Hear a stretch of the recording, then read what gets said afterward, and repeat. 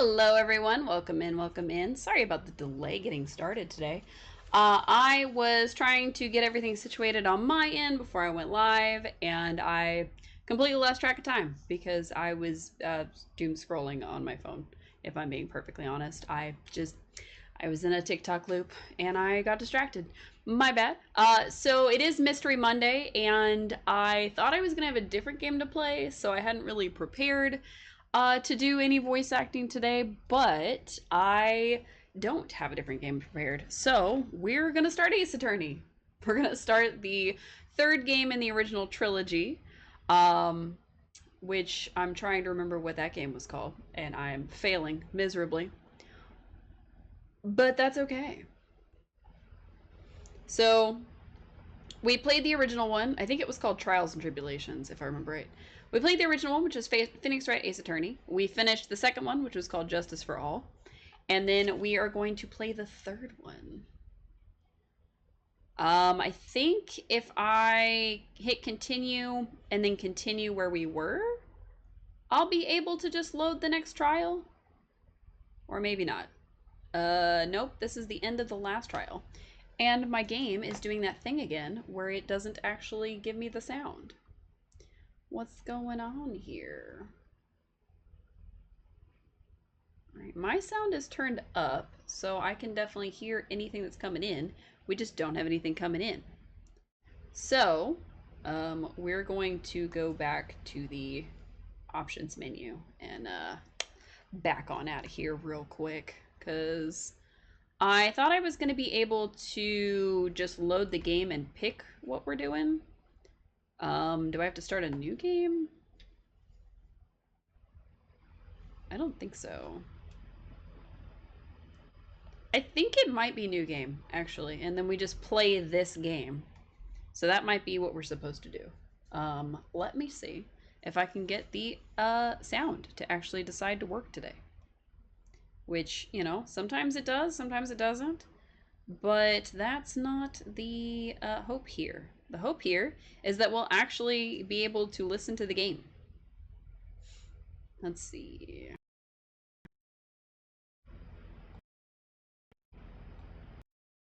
Is it not? Why is it not doing what it's supposed to?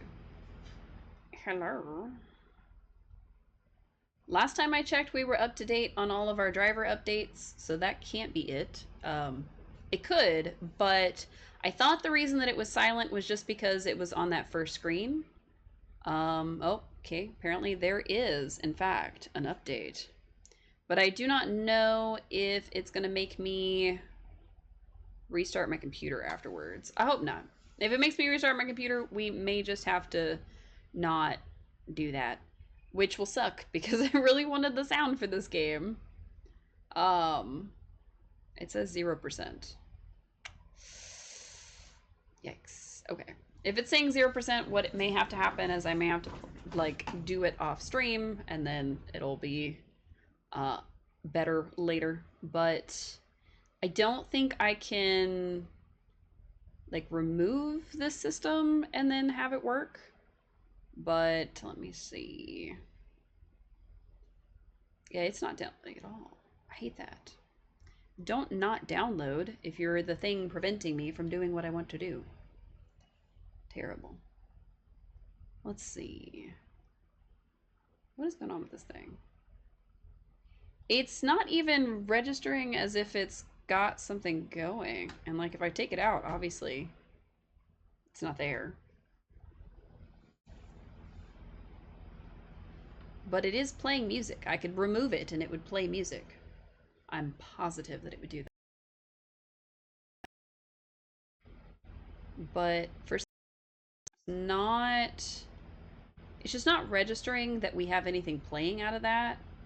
So it probably is a driver issue, but it may download in the background and it may require me to reset my computer. And that's too much for me. So unfortunately, we're just gonna have to get started without it. Now the first one, of course, is episode 1. It's called Turnabout Memories.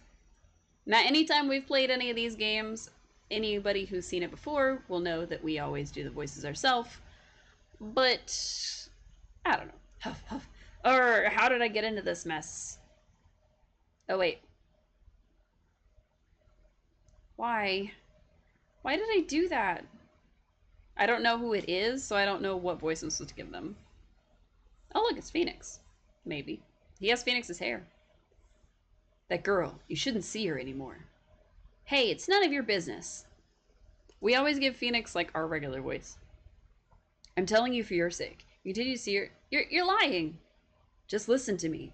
There's something you need to know about that girl. Something you need to know. Stop it. Don't talk about her like that. It buzzed. Oh no. I feel like we're missing so many key elements by the fact that it's not letting me listen to the sound. I may have to like stop and reopen.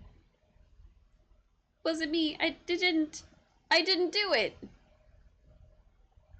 I missed all the lines. I missed everything I was supposed to read out loud.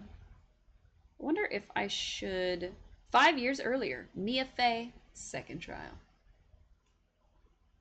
Ooh. Yeah, we don't even get the text sound, which is so sad.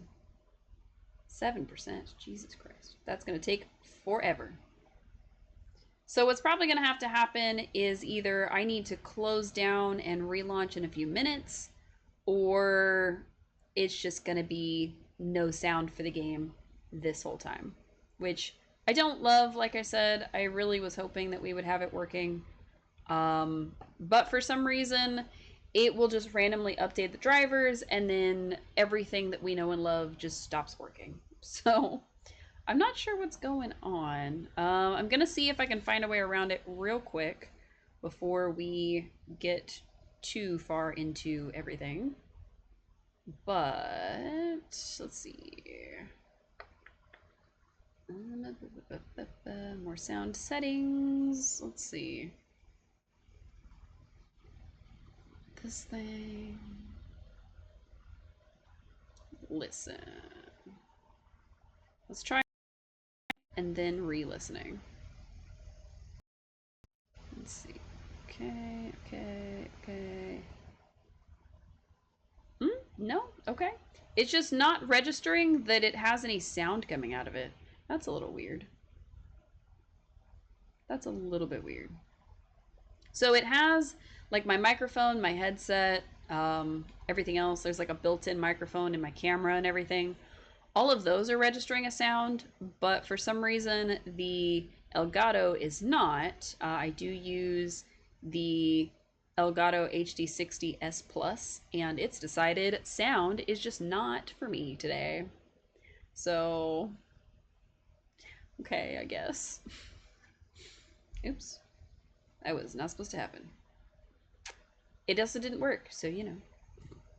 It would have been one thing if it worked, but it didn't. So, alright, it's at 30%.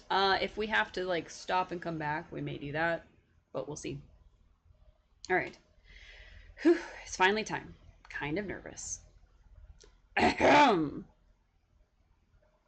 Oh, Mr. Grossberg, good morning. Oh, Mia, please calm yourself down. You're going to get yourself arrested for suspicious behavior, you know? I feel like that's the voice we gave him before. What are you talking about? I am relaxed, Mr. Grossberg. Look at me, I'm relaxed. She's not. Let go of my lapels. You obviously haven't got the temperament to be a lawyer. Wow. Rude, first of all. I'm so sorry. It's just that I'm so nervous today. Oh, that's right. This is your first time in the big leagues, isn't it? Well, never you fear, my dear. I'm Marvin Grossberg. I'm at your service. Uh, actually, this is my second time in court. Still, you surprised me. What with your earnest request last night? Let me handle this case, you suddenly said, and quite forcibly, too. I just found out yesterday. About the case, I mean. Amazing. Stream time. It is, in fact. And my microphone is probably peaking a little bit, but that's okay. Phoenix Wright. It is Phoenix White time. However, it is not Phoenix White sound time, apparently, because the drivers for the Elgato are not crossing correctly. So we're having a very no background noise stream, which I hate because I like the music in this game. And not only is the stream not picking it up, but I'm also not able to hear it, which I think that's a first for us, actually. So I'm keeping an eye on my download to see if maybe, just maybe, we can get it installed without having to reset. Fingers crossed. Probably not, though. We may have to do a reset, so I may have to end the stream and come back kind of thing. But if I do, of course, as soon as we start back up, it'll be pretty quick. Sorry. I just found out yesterday. About the case, I mean. What? And you've already learned all the relevant facts? Well, about that, you see, I mean, of course I have, I think. Oh dear. In any case, don't let our client see you're so nervous. You see the poor young man in the pink sweater over there? That's our client. Oh, look at him.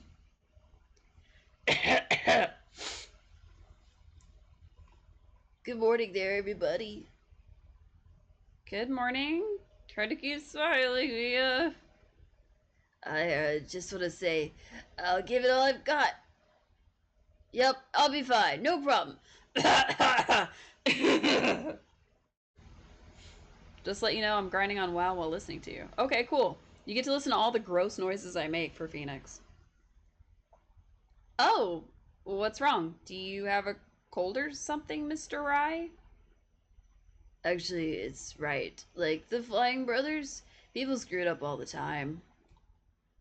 Yes, I have a cold. That's what this mask is for. My doc says this way, I won't give it to anyone else. Be kind to others, he says. Right, Mr. Wright, you have nothing to fear in court today. If you are truly innocent, I promise I will save you. Please, let go of my shirt. That's right. He's the one on trial, not you. He's the one who should be nervous. Yeah, because he's a murderer. You need to stay strong for your client, Mia. My name is Mia Fey. I'm still pretty new at this lawyer thing. The first time I appeared in court was a year ago. But that trial traumatized me so badly, I thought I'd never set foot in another courtroom. Ooh. It's been 1 year since then, and well, here I am again. But this time I'm going to win.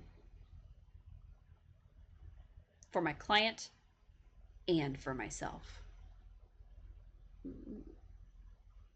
What did you do last time, Mia? Lost, obviously, but like...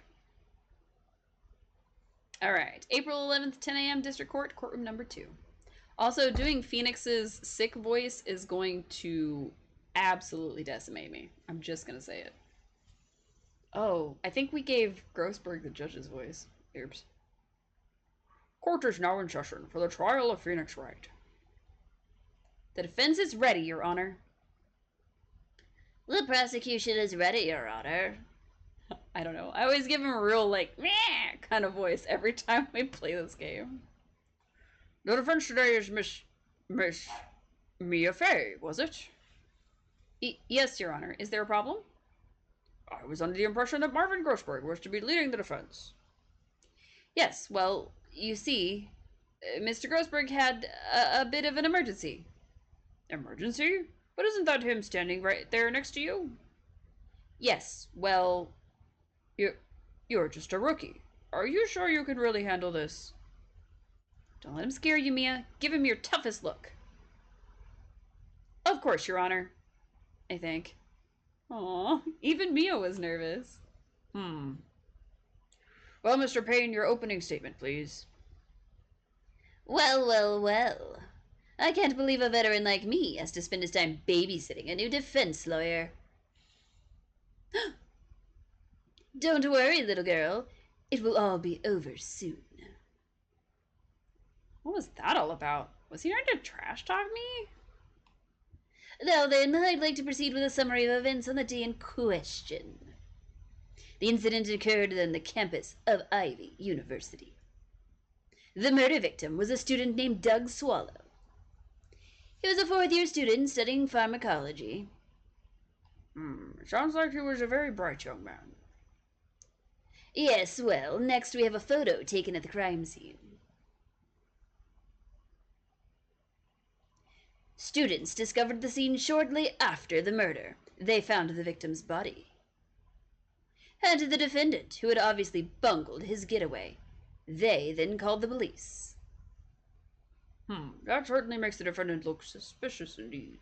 Sorry, very suspicious. Very well, the court accepts this photo into the record as evidence. Alright, if only I could get the game sound working. That would probably make this even better. I'm just gonna say it. By the way, I can't quite tell the cause of death from this photo. Your reputation for sagacity is well earned, Your Honor. For what? The truth is that this victim died a rather unusual death. An unusual death? What do you mean, Mr. Payne? Well, perhaps the defense would like to take this question. Huh? A simple question. I thought it might loosen you up a bit. That's gross. Don't do that. I am a genteel man, if you will. Please don't. What? Stand up to him, Mia. Show him what you're made of. Oh, perfect opportunity. Well, what was it? The cause. Go on.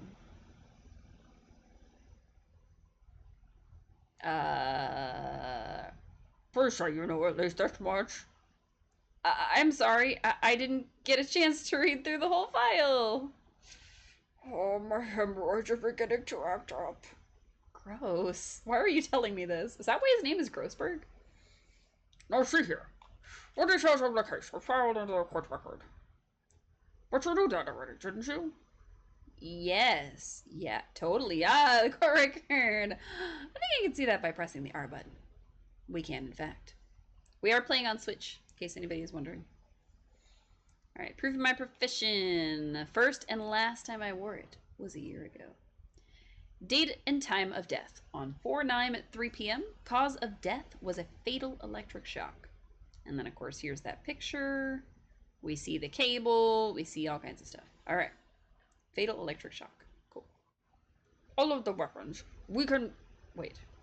All of the weapons we need can be found in the court record. Take a good hard look at the data there, and think carefully before you enter, my dear. You know, I guess we could give him like a good old Southern boy accent instead of the but like with his mustache doing the quivery thing, like it just seems like the best voice for him. Yes, sir, I'll do just that.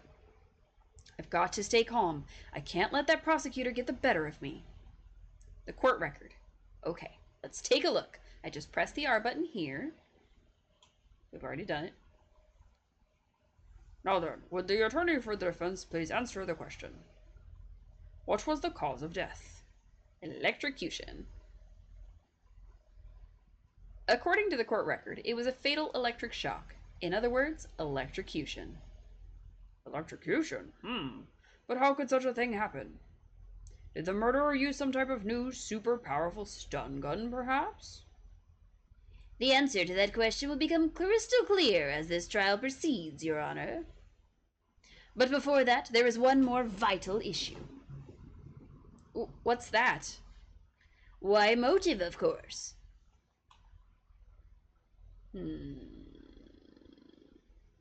So my thing is not going to work unless I do a restart. Ugh.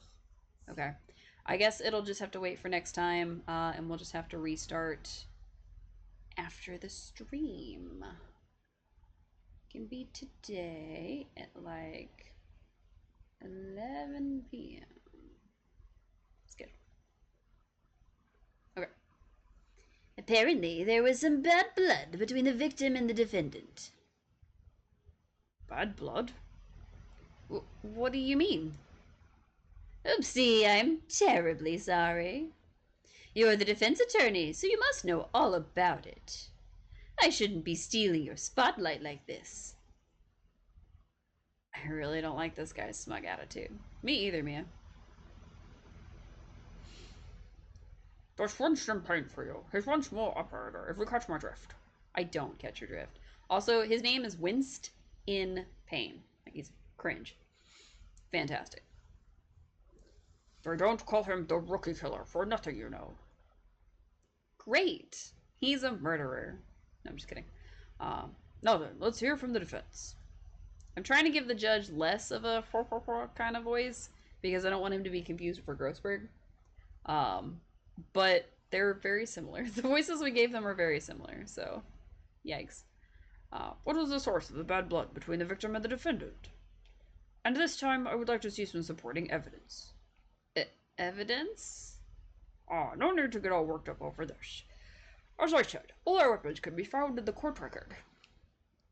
Find the evidence you need, and then shove it in old Greybeard's face. Yes, sir. Into old Greybeard's face. There, Mr. Grossberg. Try to set a better example for the young lady. Yeah, evidence isn't the only thing in the court record. People's profiles are there as well.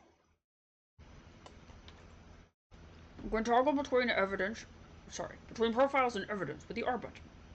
So be sure to go over it all. Now then, let's see what you've got. What was the cause of the bad blood between Phoenix Wright and the victim?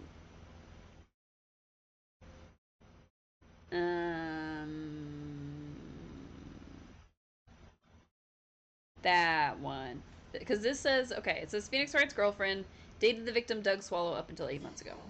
That's as good as I'm going to get. The reason for the bad blood between the two of them was this woman here. Dahlia Hawthorne, is it? Very good, Miss Fay. You seem to have picked up on at least this much. This woman is the girlfriend of the defendant, Phoenix Wright. But up until about 8 months ago, she was with the victim, Mr. Swallow.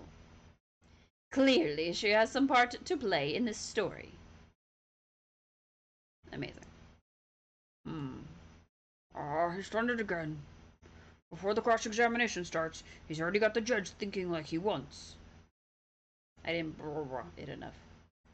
Very well, Mr. Payne. Please call your first witness. If it pleases the court, the prosecution would like to call Mr. Phoenix Wright. What? The defendant himself? Well, Miss Fay?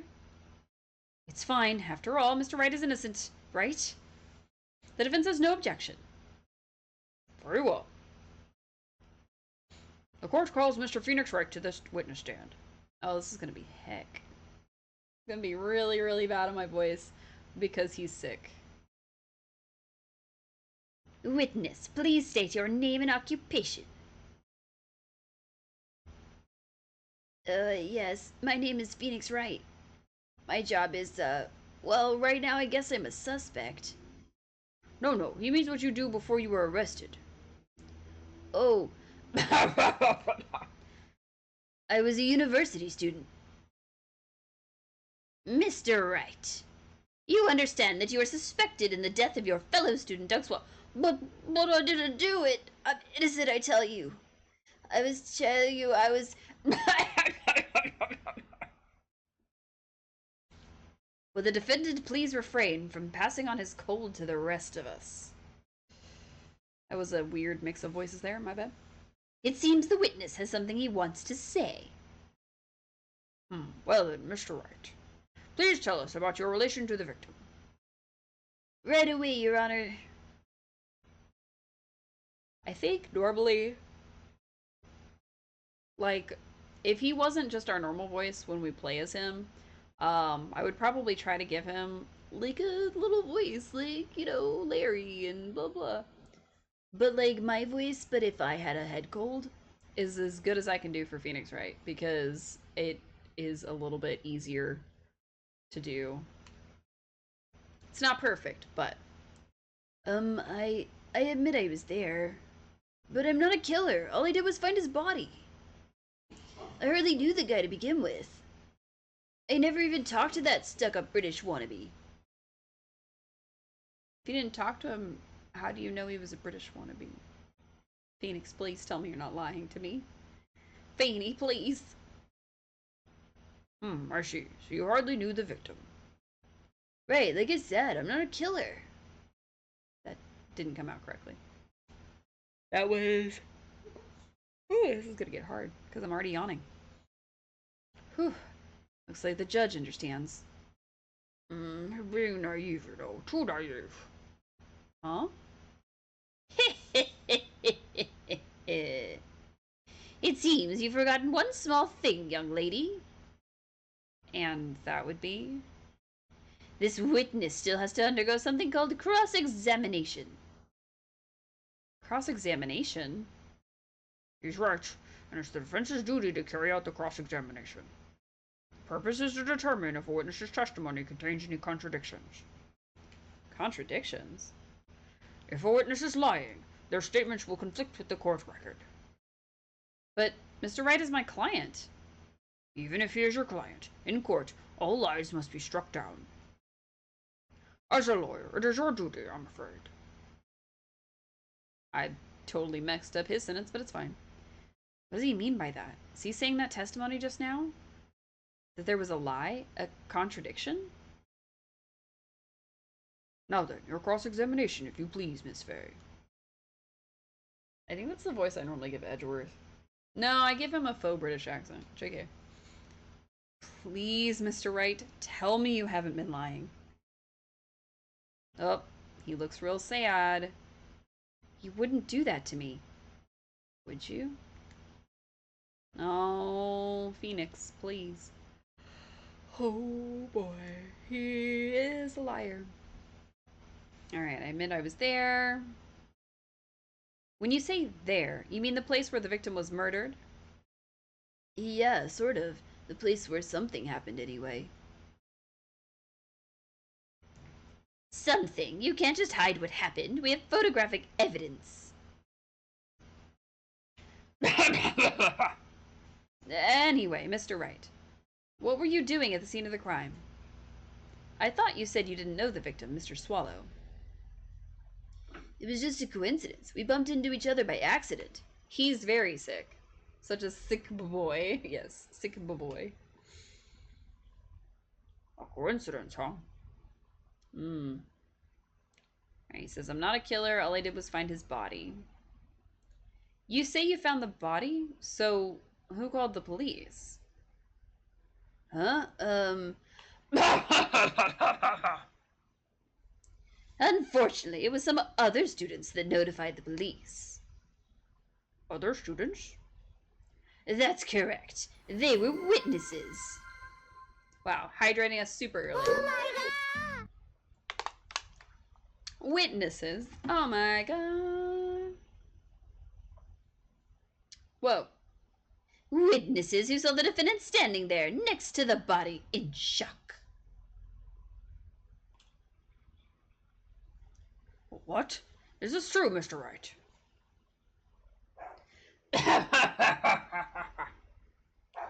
Could you stop sneezing every time you're in a bind? Oh, is he supposed to be sneezing? I thought he was coughing. I guess we could do a choose. Well, it's true that I was pretty shocked when I found the body, but I heard they knew the guy to begin with. So, you didn't know his face, or even his name, right? Right. Well, no, that is, I mean... I see we're doing Trials instead of Apollo. So, we never finished the original trilogy. We had done the first game, we had done the second game, but we had never done this one in the original trilogy. So, we can't play Apollo Justice yet. And no, I have not started and or finished the cosplay that I was going to do for this game, but I thought Duck Detective was going to take more sessions and it only took one, so I was kind of left without a game, and so here we are. So, which is it? Did you know him or not? You need to get back to the first trilogy? Well, here's the best game in the whole trilogy.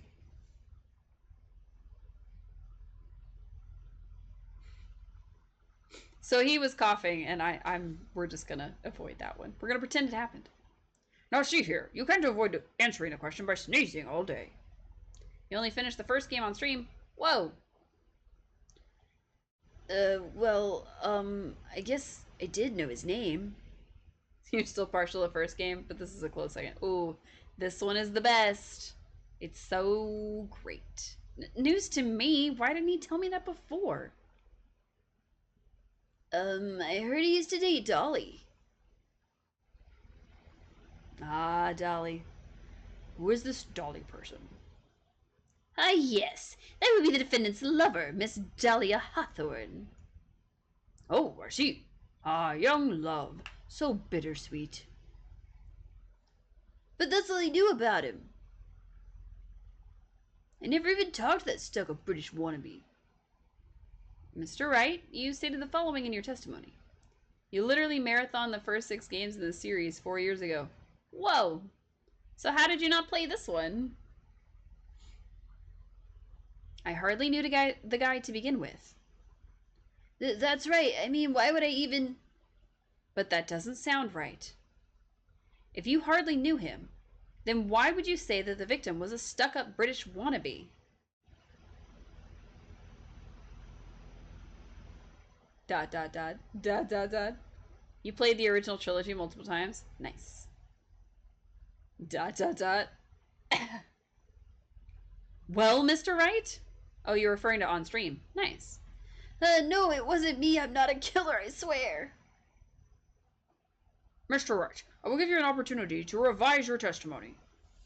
How is it that you knew the victim was, as you put it, a British wannabe? Yes, well... He's always walking around with a huge Union Jack on the back of his shirt. Hi, Suo. Welcome in. So far, all I need to finish up are the rest of Dual Destinies, Spirit, and the Great AA Duology. Nice. Well, you know we're getting Investigations, both 1 and 2, coming to the States. They're finally translating it and porting it to America. But that's going to be later this year. So, if I want to get to that point, I probably have to at least finish this game, because I think, canonically, Investigations takes place before and during this one. Phoenix is finally the one on the stage. Yep. I already beat it during that marathon 4 years ago. Nice. But I think the second one has never come to the US. I think the first one has for sure, but I don't think the second one has. I don't remember. What I do remember is that there's the Great Ace Attorney, which of course you said the duology, and I've played that a little bit on my own, but I haven't finished it on my own. And then, of course, I haven't played Apollo Justice on here, I haven't played Dual Destinies on here, I haven't played Spirit of Justice, any of that, so. Why did I say Spirit of Justice as if that was different than the Apollo Justice games? I don't know. Mostly playing Sunhaven, about to marry Darius. Ooh, Sunhaven, nice. A Union Jack on the back of his shirt. Doing okay. I'm doing some amateur voice acting, so it's going great.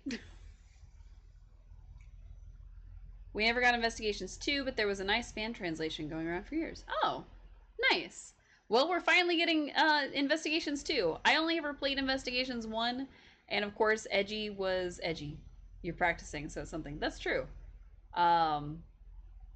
A lot of the voices are sounding a little too similar right now, but I'm trying to do a little bit of a variety. And Winston Payne's voice is a little challenging, but Phoenix Wright's, the way we're playing him, ooh, Edgy will always be edgy though. Yes, but it's very funny to me because everybody in the Ace Attorney series has like, oh, I have like really good vision, so I can see like the twitches in your face. Or I've got a Magatama that tells me when you're lying because Cyclops appear. Or I've got a robot that can tell me your emotions, whether they're happy, sad, angry, or something else. And then you've got Edgeworth that's like, I used common sense? I don't... Why is there magic? The gimmick of each character. Edgeworth is common sense. I mean, yeah, it's like a chessboard or whatever, but it's common sense. He uses common sense to, like, solve the problem. Edgeworth is just always angry. That's true. The art of logic chess. Yeah, but he's just using logic. He's just figuring it out. That's all he's doing. What is y'all doing? I don't care. A song is fire. That's fair. And it's actually really bumming me out because my Elgato's sound is not capturing. I guess there was like a driver update or something that just didn't cross over the last time I was playing on this thing. And it happened sometime between Thursday and today. And I hadn't touched the computer since then, so of course I haven't done any updates since then. But it was literally a weekend. Over the course of the weekend, the sound stopped working. I'm so annoyed. Ugh. Alright. Mia said, did you see it at the crime scene? The Union Jack, I mean. Yes, that's right. I saw it at the crime scene. That's why I figured he must love British stuff, see? It's true, cross my heart. I swear I didn't do it. He's acting fishier than the salmon I ate last night. May I ask you something, Miss Fay? Yes, Your Honor? What is it now?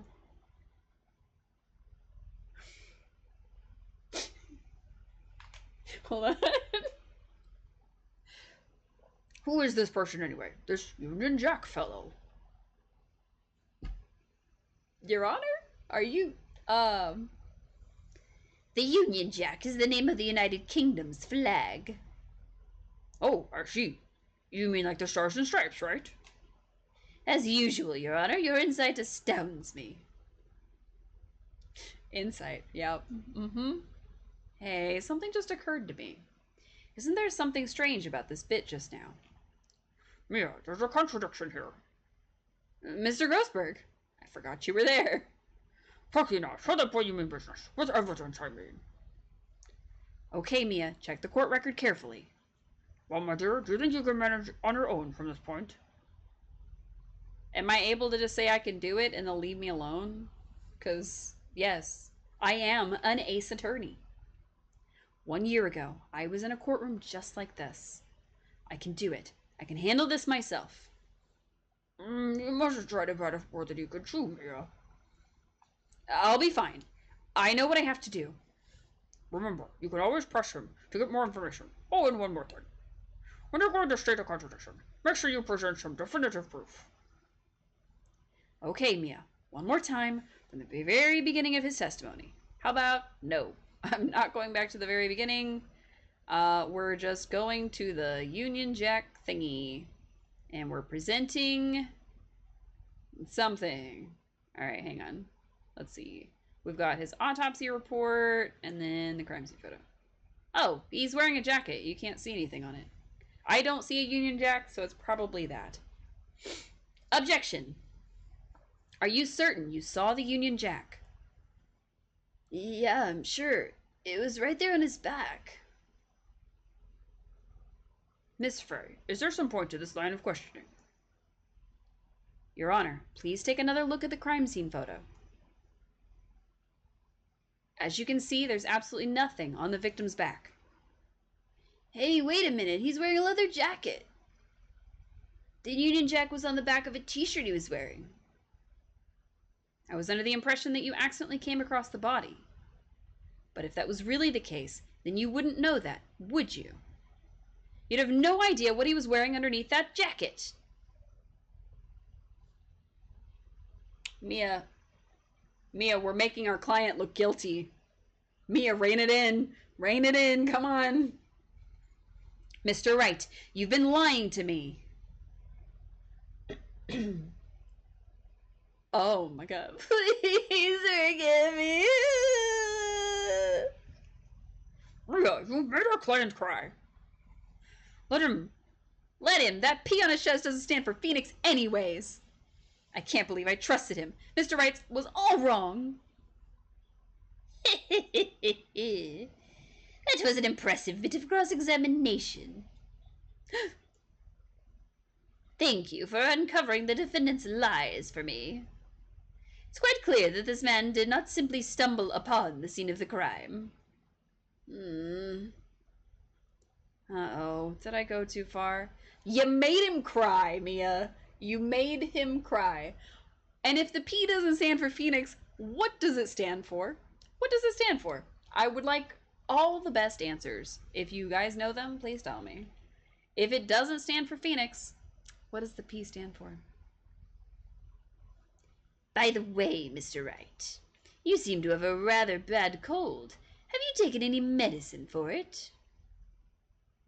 I took some, but... Was the medicine that you took an over-the-counter brand called Cold Killer X? Yeah, that's right. It kills colds good. Hey, wait a second.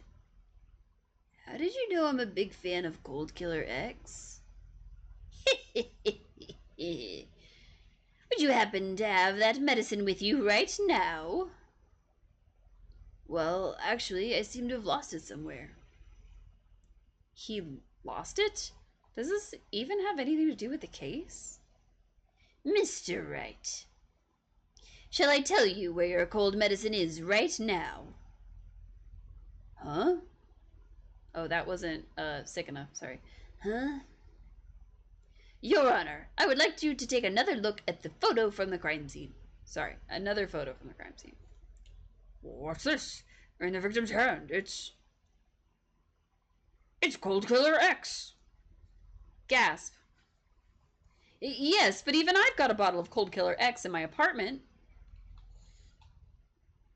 I'm sorry, but I'm afraid that argument won't work. There's no doubt as to who this bottle of Cold Killer X belongs to. Especially since Mr. Wright's fingerprints are all over it.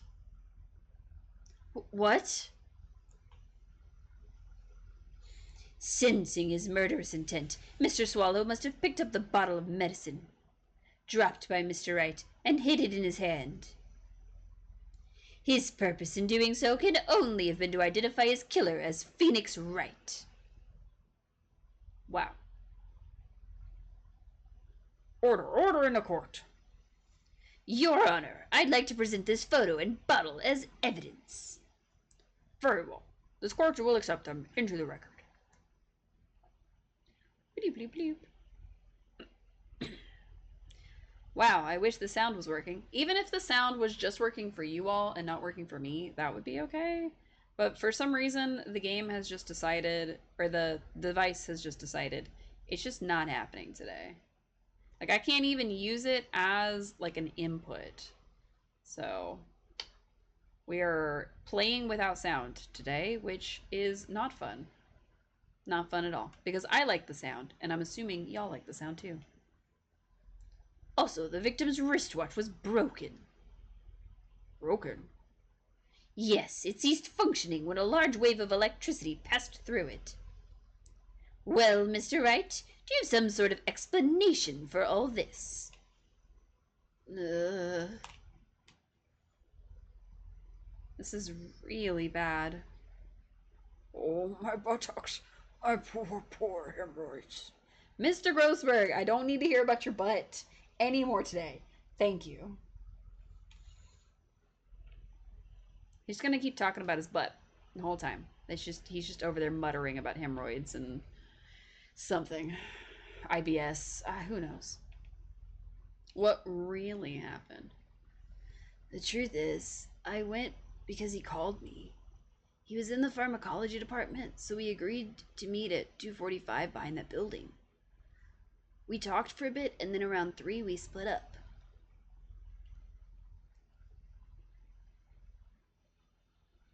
Okay. So that's after 3 is what his watch says. His watch says like 3:05-ish. Then later, when I went back, I found him lying there. I'd been taking Cold Killer X for the last 2 or 3 days, but I lost my bottle of it around lunchtime on the day of the accident. Mr. Wright, that's completely different testimony. Sorry, that's completely different from the testimony you gave previously.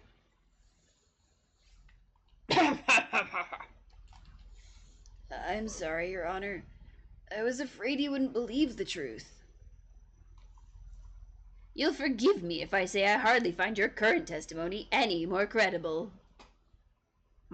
Miss Wright, please begin your cross-examination. Oh, please, Mr. Wright. Don't tell any more lies. She's just like willing him with her eyes. It's very fascinating. All right. Alright, press. Had you ever met the victim before then? No, never. But that day he called me up and told me he wanted to talk about Dolly. And this Dolly person is... We've talked about this, Judge. My, it's kind of embarrassing. She's my, sweetheart. Oh, what was that for, Mia? Oh, I'm so sorry. I just felt like slapping something all of a sudden. Ma'am. Delia Hawthorne was also the lover of the murder victim, Doug Swallow. Before she met Mr. Wright, that is. There's one of those nasty love triangles, I see. The judge is like eating popcorn, all excited. Love triangle, tell me more.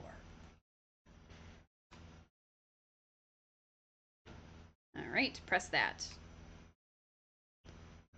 Was it Mr. Swallow who indicated you should meet at 2:45? Yeah, and we were both there right on time. This other victim was in the pharmacology department, correct? Yeah, he was studying how to manufacture and improve pharmaceuticals. Everyone called him the alchemist of IVU. The alchemist of IVU?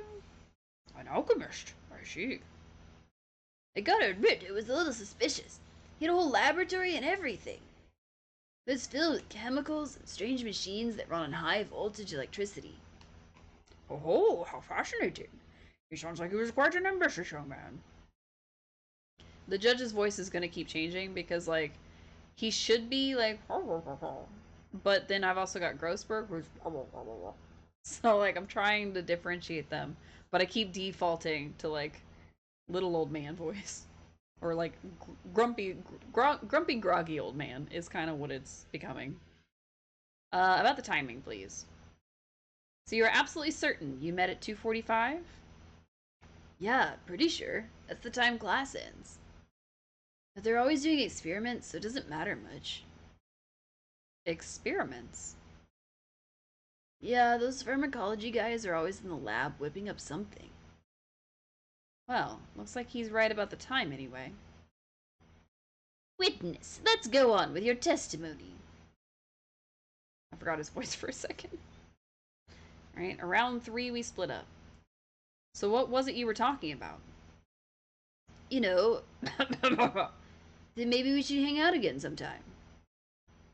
I don't think you would have called him a stuck-up British wannabe if you were gonna hang out with the man again. Like, I have so many questions. Hang out again sometime. I wish that were true. Later, when I went back, I found him lying there. Okay. So you say you went back. Yeah, that's when I found the body. Yes, but why did you go back in the first place? Weren't you angry with him? Well, that's right, I was. Then why, Mr. Wright? Why did you go back there? I thought maybe we could make up. Dot dot dot dot dot dot dot dot dot dot dot dot. Judging by the atmosphere, I'm pretty sure no one is buying this.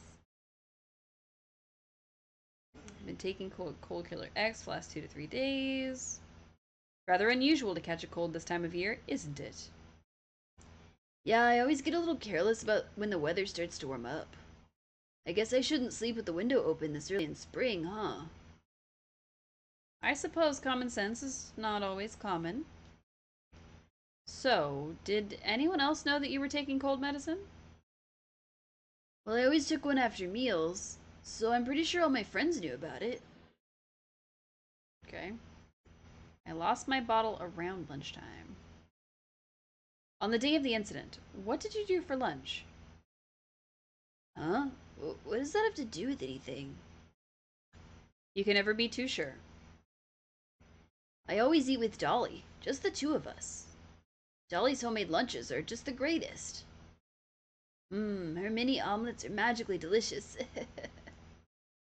Ouch, why did you punch me in the jaw? Oh, I'm so sorry. I just felt like hurting someone all of a sudden. Not again. Well, Mia, I don't know. I can't seem to find any contradictions. the boy is exactly what I'd call a natural-born liar, you know. But still, we can't have him continue to spout nonsense. I know. But what can I do? Well, I'm certain he must still be hiding something. Information. Right now, it's information we need more than anything else. Okay. So we went because he called him. Oh, wait, I think it was the second one that he had questions about. Yes, yes, yes. We slapped him. Blah, blah, blah. We're just beating up Grossberg because Phoenix is too cute for this world. Too precious. The P stands for precious. We're both right on time. He's an alchemist. Blah, blah, blah. The department, I guess. Because we asked about the timing. It seemed okay. So what about the department? I was wondering if you could tell us a bit more about the pharmacology department.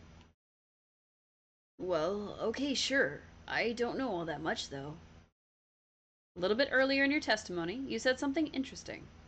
You said the department uses strange machines that run on high voltage electricity. That's right. They sure look dangerous. They use non-standard voltages, so there are high voltage cables everywhere. High voltage cables? Yeah, there were electrical poles set up all around the building. The high voltage cables run overhead around the roof. Finally, I think we're getting somewhere. Are we? I think that's enough for now. So the defendant and the victim met at approximately the time of his death. And then the defendant returned to the scene for some unknown reason. I'm not entirely convinced by his explanation about the medicine bottle either. Let me be frank here, Mr. Wright. Your testimony cannot be trusted. What do you mean? I knew it was too much work for a little girl. However, there is one mystery that still remains. There is, Your Honor? How the murder was carried out, of course. Just how was the victim electrocuted? I don't believe the murder weapon has been produced yet, correct? Well, that is, You are correct, Your Honor. So, how exactly was Mr. Swallow killed? If I could somehow establish how it was done, maybe I could still come out of this mess smelling like a rose.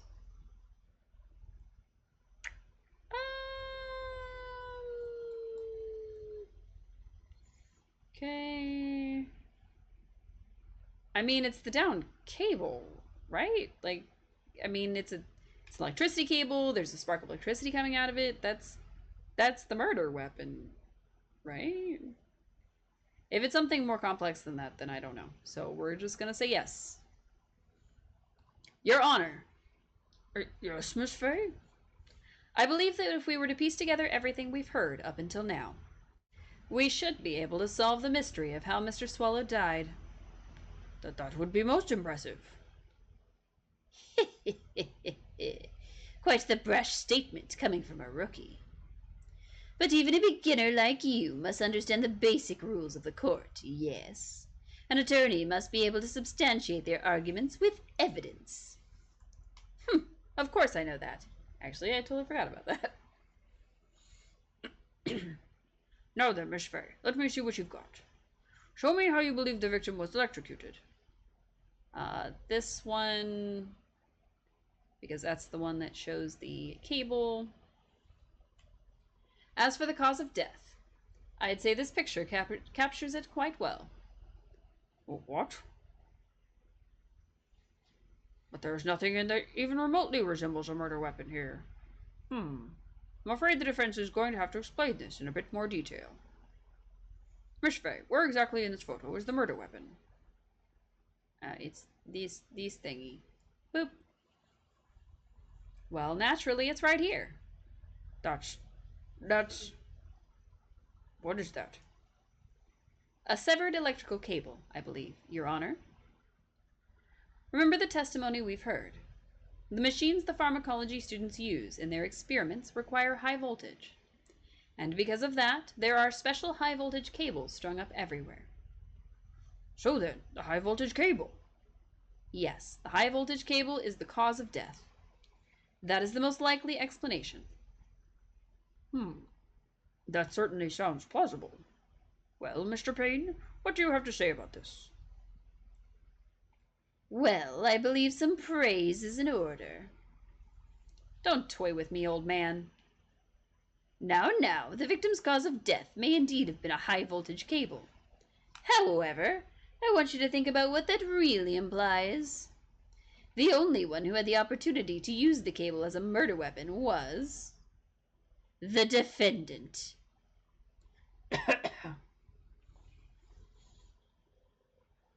Phoenix is actually sneezing, so I should probably do achoo. I should probably start sneezing when he sneezes. It would make more sense. That much is certainly true. Yes, and that's not all. We have proof. Irrefutable proof that will establish that Mr. Wright was the murderer. You do? Well, what is it? His fingerprints. Fingerprints? You mean that the defendant's fingerprints were on something besides this medicine bottle? Let's take another look at the crime scene photo. As you can see, the victim is wearing a leather jacket. And as you may know, leather holds fingerprints quite well. You mean... Yes, it was quite clearly imprinted on the chest area of the victim's jacket. The palm print of the defendant's very own hand. What? I can only think of one way Mr. Wright could have left a print like that. Intent on murder, he squarely pushed the victim towards the severed electrical cable.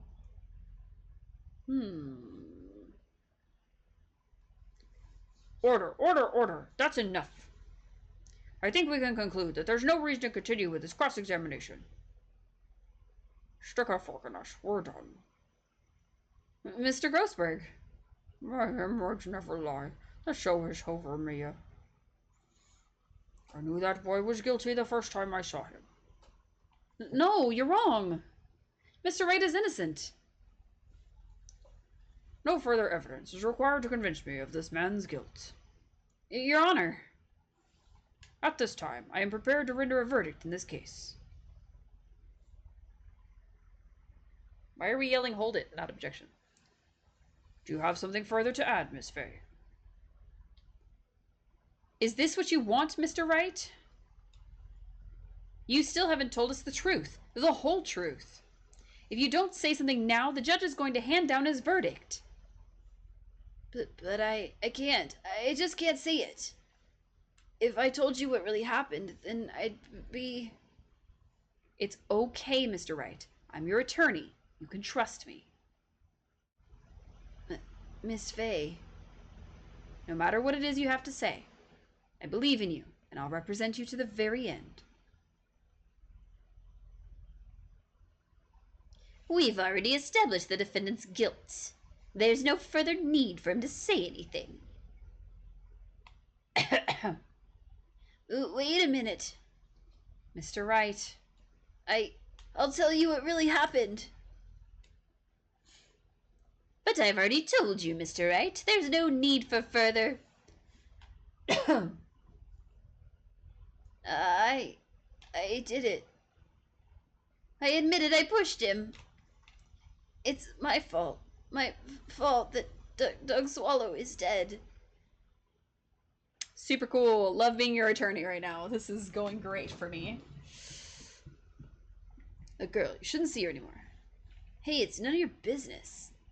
I'm telling you for your sake. If you continue to see her, it's going to be bad news. You're lying. Just listen to me. There's something you need to know about that girl. We never gave him a voice, so I'm like figuring it out on the fly. But talk about her like that. Shove. Phoenix, push.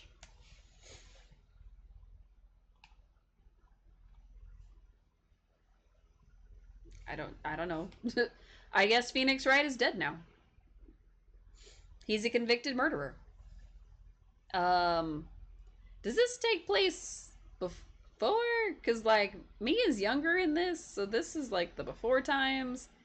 So, like, did he go to prison and then, like, he got out of prison and we hired him? Like, what is the order of events here? What you just said, was that the truth? Yes, I was afraid. Afraid that if I told the truth, everyone would think I was the murderer for sure. Didn't you just confess to it? Well, as things currently stand, we're all absolutely convinced you are. Please. Please give me one more chance to explain.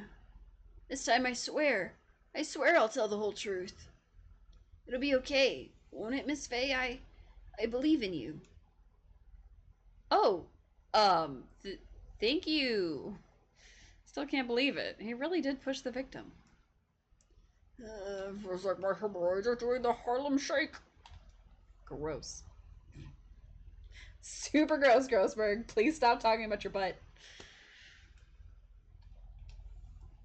That guy, he was talking bad about Dolly. Shove. I lost my temper and gave him a shove. At that moment, I heard some kind of loud noise. A little while after I left, I started to get worried. So I went back, but he was just lying there, dead. Well, the explanation is really quite simple.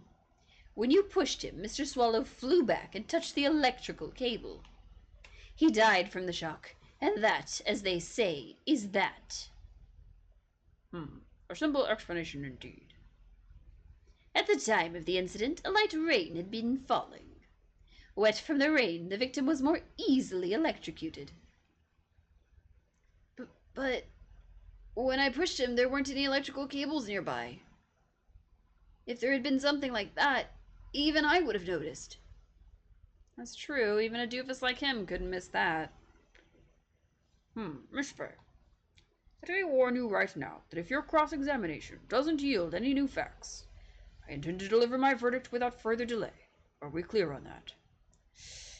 Yes, Your Honor. I'm super clear. Don't give up, Mia. Maybe we should give up. If he is innocent, there must be some kind of evidence somewhere that will prove it. Okay. If he is innocent. Yikes. Okay. He was talking bad about Dolly. So what kinds of things did Mr. Swallow say to you? He said all sorts of terrible things about Dolly. He said that she was a bad girl.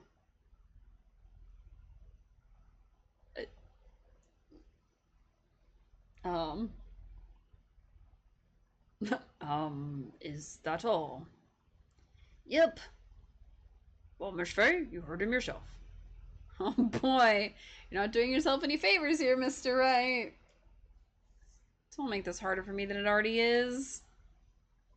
Anyway, after he said that, I just...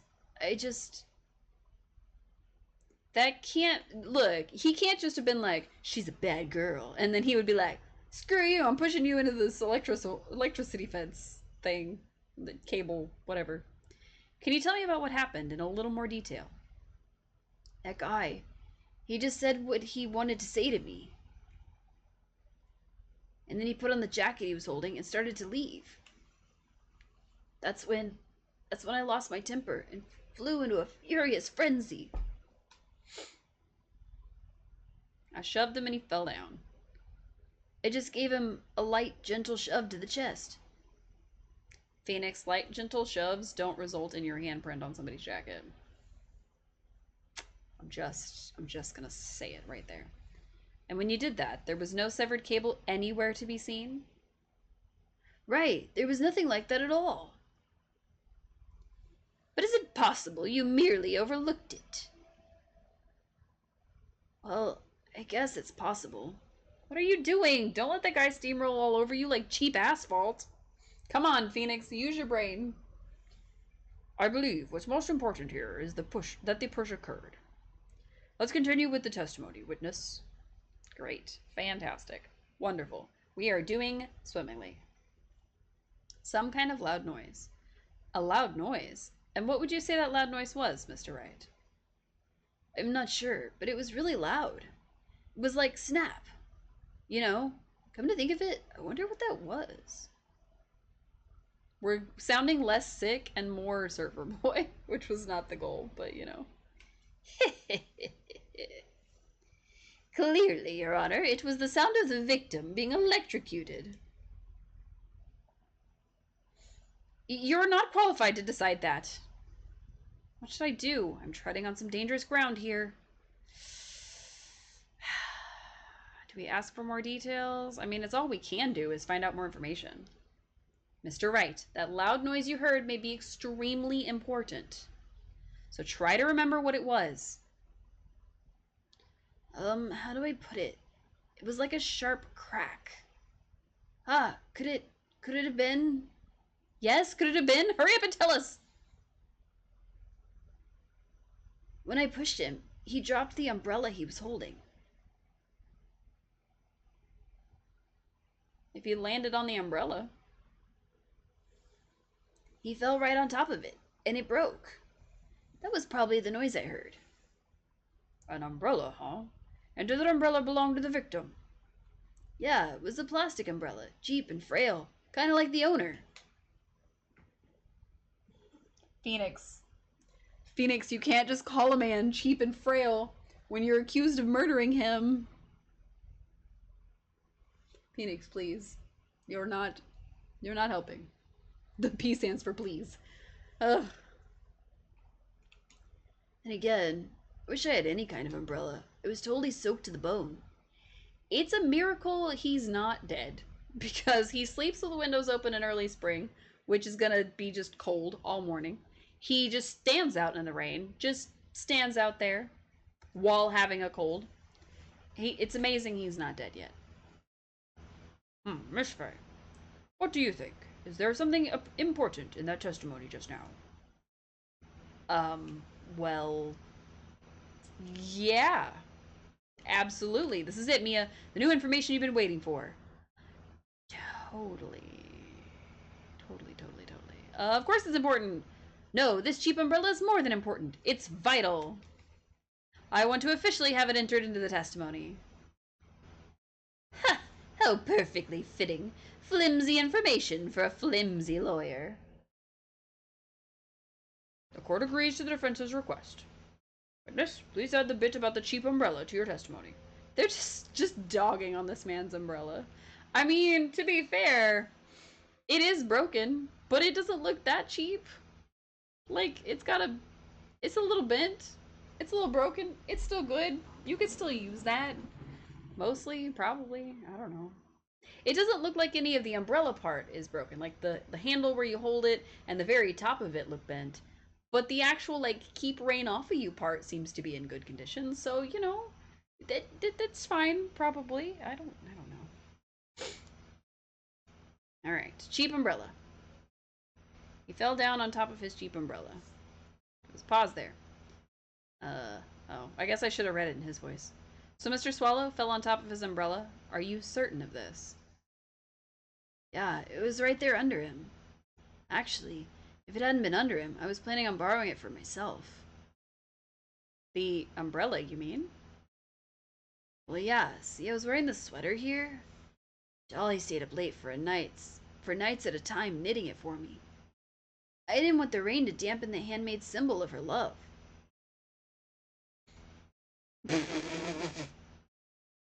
So she has leaned over, slapped her boss, punched him, and now he's saying that, oh, my stomach is not to be used as your personal soccer ball, Mia. She's now kicked him in the stomach, just kick right in the stomach, like a soccer ball. So she just hauled off and kicked him. Amazing. I'm so sorry. Continue on with your testimony, witness. I started to get worried. After you shoved the victim, did you leave the scene right away?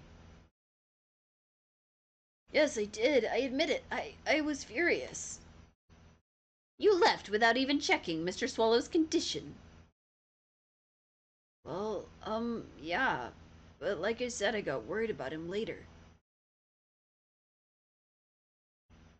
I went back, but he was just laying there dead. At the time, did you see anyone else at the scene of the crime?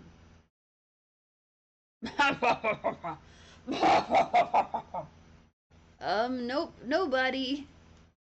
Jeez. Could that stupid cough possibly sound any phonier? Hey, rude. I'm trying my best. In that case, it's very hard to believe someone else could have been the murderer. Unless we can find something that shows his innocence from that testimony, my dear. I'm afraid the judge will make his final decision with no remorse whatsoever. Yes, sir. Right now I need more info. Info that will help me turn up some contradictions. So the only thing I can think of is that he said, oh yes, he landed on his umbrella, but in the crime scene photo, he's not on top of the umbrella. So I'm assuming that's what it's talking about.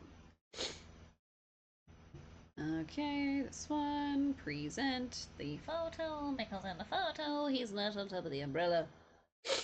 Fantastic. Why didn't you testify about the umbrella from the very beginning?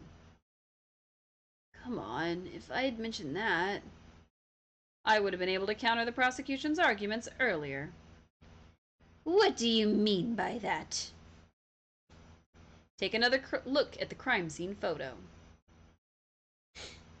According to Mr. Wright, the victim fell on top of his umbrella. However, if you look closely, the umbrella is nowhere near the victim. Actually, it's by the electrical pole. You're absolutely right. The conclusion here is obvious. After the defendant left, the victim moved from where he fell. In other words, after he was pushed by the defendant, Mr. Swallow was still alive. No! Order, order, order! The victim! He moved? Mr. Payne, the umbrella in this photo, where is it now? Well, it was collected by the police at the crime scene. I want it presented as evidence immediately! Wow. Okay, so it is bent out of shape. But the very top of it isn't bent, just the one little spoke. Wow. But the umbrella could have simply been blown there by the wind. According to the testimony, the victim fell on top of the umbrella. There's simply no way it could have been blown there by the wind. What? I know this matter of the umbrella seems relatively trivial, but as long as the smallest doubt remains, I cannot render final judgment. No!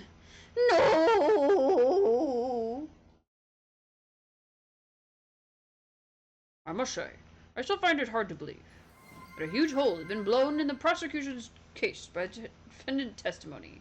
Yes! Wow.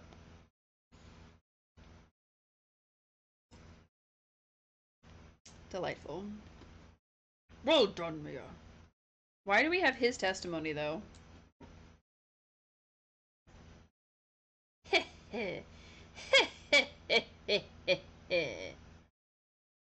Mr. Payne, what are you chuckling about? Pardon me, Your Honor. It seems I was expecting too much of a free ride. It was foolish to think I could establish guilt through cross-examination alone. I'm afraid I don't follow what you're saying. Let me guess. You have another witness. Exactly. And this witness's testimony will be incontrovertible. Will be what? Well, who is this witness? Miss Dahlia Hawthorne. Dahlia Hawthorne? You don't mean Dolly? I do, Your Honor. Sorry for the jump scare. I was trying to move my chair closer. The defendant's very own lover is a witness to the whole thing. That's right. She was at the scene of the crime when the murder took place. What? Gasp. I'm sorry to break the bad news to you, my dear.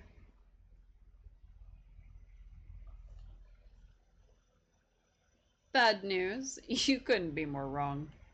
Actually, I've been waiting for this. You can't be serious. Mia, what do you mean by that? I think this is a good point for us to stop. The court will now enter a 20-minute recess. Afterwards, we will listen to the testimony of Miss Dahlia Hawthorne. What if I just, like, disappear from view. The camera's a little bigger than I'm used to having it, so I keep looking at it, but it's like, the game is here, so it's easier for me to like look at the camera here, but when I look at the camera, I'm like looking off into the distance. I'm sorry to all of you. No, I liked it better when it was big. JK. Sorry, I'm very tired today. Miss Faye, I'm sorry about what happened back there. It's alright. At least you told us the truth in the end, Mr. Wright. Yeah, so I guess I can start to relax then, huh? Relax, my boy. You can't be serious after hiding such important facts. But the next witness is my Dolly, right? She'll save me. I just know she will. Why do you think that? Why do you think that, Phoenix? Why? Is there a P in the word naive? Because I feel like maybe. Or gullible? Huh? What do you mean? She's the love of my life. That's why. The love of your life, huh? Would you mind telling me more about you and Miss Dahlia Hawthorne? Sure, no problem. Okay. Dolly and I, we first met about 8 months ago, right here in this very courthouse. 8 months ago. And she's the love of your life. Okay. Actually, I'm studying to be a lawyer. Oh, well, I guess he wouldn't have been sick back then, so. Actually, I'm studying to be a lawyer on the side anyway. Because we normally give him our voice, so he's getting our voice. One day. Oh, he was in his voice, JK. I thought it was in the scene. It's not. Okay. I'm studying to be a lawyer on the side anyways. So what are you studying on the front? One day, she and I just bumped into each other in the reading room downstairs. That's why I really think it was fate that brought us together. As soon as I first set eyes on her, I knew she was the one for me. Oh, here, take a look at this. She gave this to me the day we met as a symbol of our love. She'd been wearing it around her neck that day, but then she took it off. But before she gave it to me, she said, I want you to carry this. So, she gave it to you as a present, I see. This darling little bottle is filled with memories of my darling little Dolly. It certainly is a little bottle, all right. It makes me so happy, I show it to everyone I meet. I want to share my happiness with the whole world. Aw. He shows it to everybody. That's so cute. We're borrowing it from him. We just took it right off him. Anyway. So after that, you and Miss Hawthorne started dating? Yeah, but she's so shy. Every time I see her, she always says the same thing to me. Please give it back now. What a strange girl, asking for a present back like that. Why does she ask for it back? By the way, Mr. Wright, the day you first met Dahlia Hawthorne, 8 months ago, it wouldn't happen to have been on August 27th, would it? Huh? Yeah, it was. How did you... This happened on August 27th, right here in this courthouse. What's this? A newspaper clipping? Let's see. Murder in the courthouse? Murder? What are you reading there? Let me see that. Oh, I see. Yeah? I think I understand what you're trying to say. And I think I understand why you suddenly took a keen interest in this case. Well, I don't understand, and I'm supposed to be Mia. So... Oh, okay. I mean, I assumed as he started to say that there was some sort of connection here, but what could it be? You believe there is some connection between these two cases. Am I correct? Right. I hope you don't mind, Mr. Grossberg.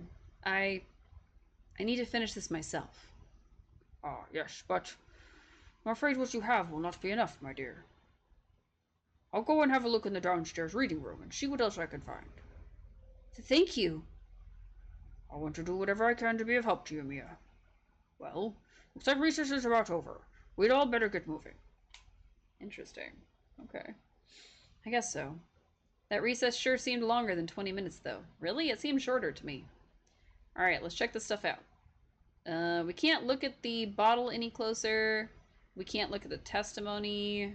But we can check the article. Ooh. Murder in the courthouse? Very little information is being disclosed at this time, since the victim of yesterday's incident in the district courthouse cafeteria is said to have been a lawyer.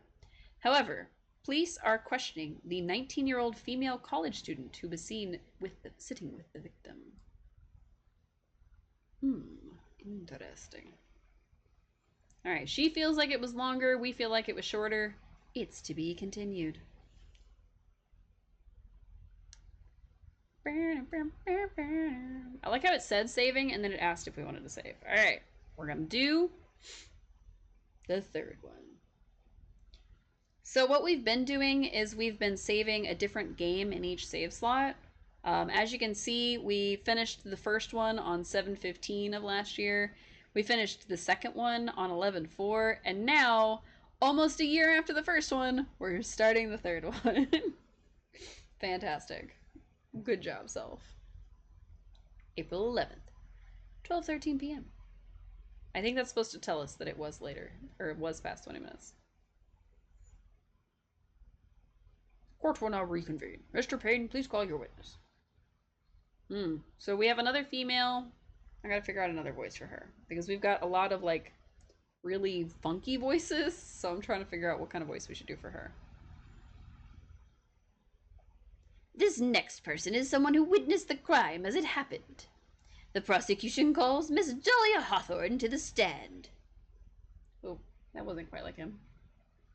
Oh, look at her. She's so pretty. Like a pretty princess.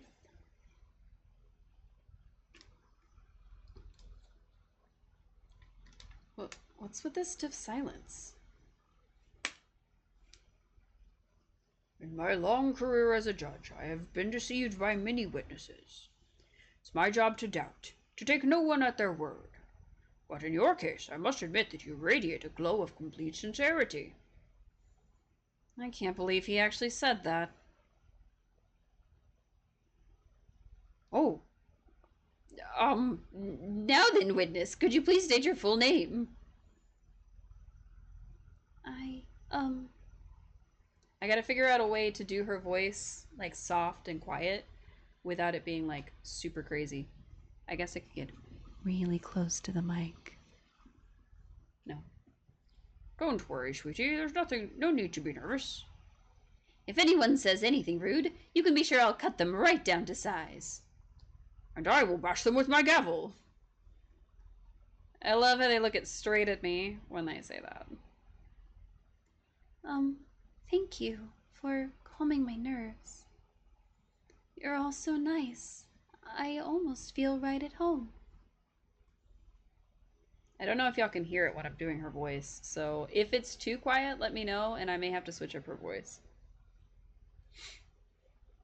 Not at all. It was nothing. If we may move on now, what is your full name and occupation? My name is Talia Hawthorne. I'm a junior in literature at Ivy University. I just want to say, it's an honor for me to be here in your noble presence. The honor is all mine. No, the honor's all mine. Well, we know whose milkshake brings all the boys to the yard. Good God, what is this? It's like 2006. Sir? Is there something I can help you with? You just go on and say whatever's on your mind. I'm sure that there must be some kind of mistake. Feenie wouldn't kill anyone. I just know it. Yes, I can see why you'd say that. She's going to be a tough witness, all right. It only took her 12 seconds to wrap them all around her little finger. Now then, please proceed with your testimony. Let's hear about what you witnessed on the day of the incident, if you please.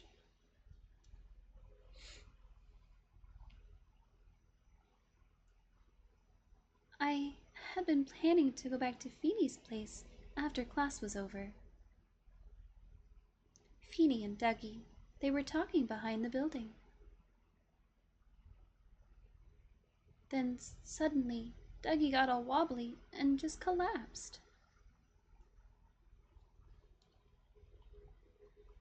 That's when Feenie noticed that I was there. I went to go and find some other students, and they called the authorities. I don't know what to say. According to you, Miss Hawthorne, the defendant didn't do anything wrong.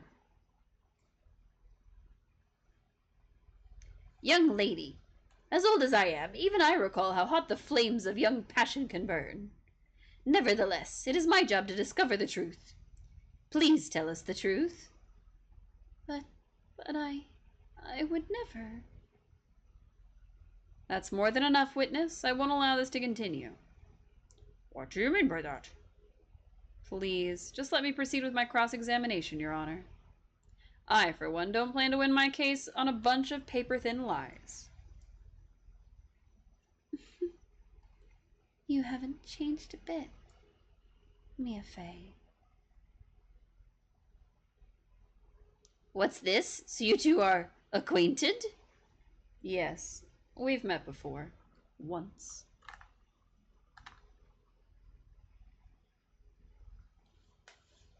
In any case, Miss Fey, the floor is all yours. It's good to see you again, Madam Fey. Madam? No one's grandma yet, girly.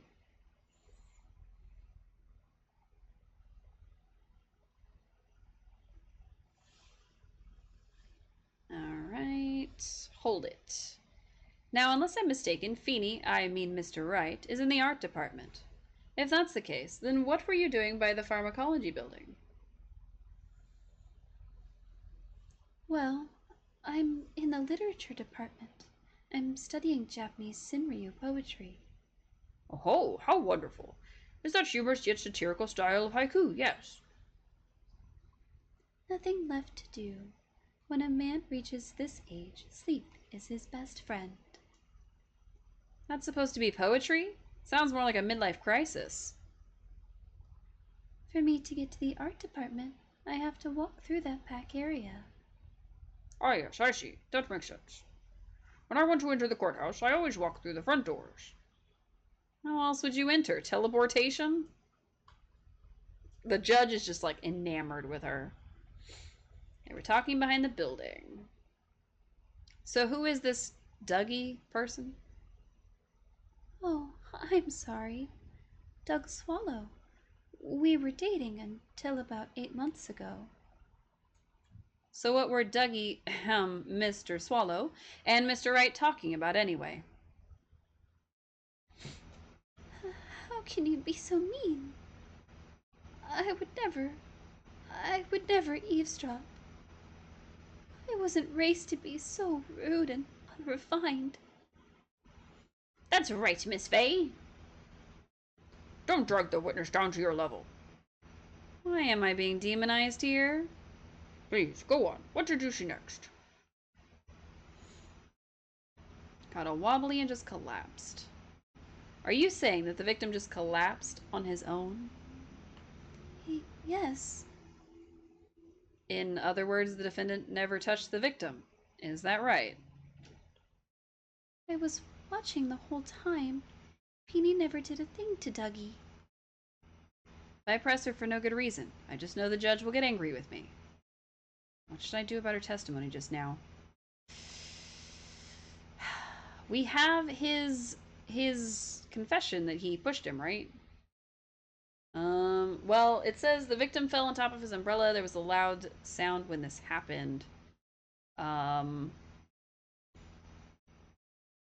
it doesn't say, like, oh, I pushed him. I'm assuming this is what we have to present, though. So, show contradiction. Feeble lies are not very becoming, Miss Hawthorne, so let's drop them, shall we? What? I would never. Miss Fey, I will not allow you to badger this witness. I believe the defense is engaged in a fishing expedition. We're just staring him down.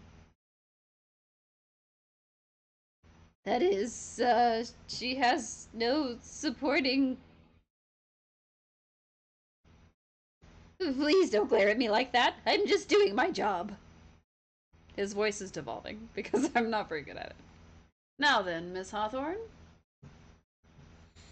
The defendant's palm print was found on Mr. Swallow's leather jacket. It has already been shown that Mr. Wright did in fact push the victim. What? There's no need to try to cover for the defendant. It would be much better if you came out and told us the whole truth. There's nothing to worry about, young lady. Just tell us everything that you saw.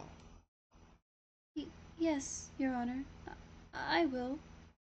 If you don't mind, I'd like to revise my testimony. Looks like we're finally getting somewhere. Are we? This feels like we're going backwards. I didn't see the moment he pushed Dougie. Okay. You didn't see it? Well, I saw the moment when Dougie fell to the ground. And at that time, there was only the two of them at the scene? The defendant, Phoenix Wright, and the victim, Doug Swallow. Yes, that's right. Didn't look like they were fighting, but I didn't hear anything unusual either. You just said you weren't eavesdropping. So then, what did it look like they were doing to you? I thought they were having a nice, friendly afternoon conversation. Oh, give me a break. That's why I really wasn't watching them all that closely. Did you notice anything out of the ordinary at all? No, nothing at all, Mr. Judge. Oh, I like the sound of that, Mr. Judge. Now then, please proceed with your testimony. When you say students, do you mean students from the pharmacology department? Yes, they're all very fond of their drugs. Please try to stay on topic. So to find some pharmacology students, you went to the labs, correct?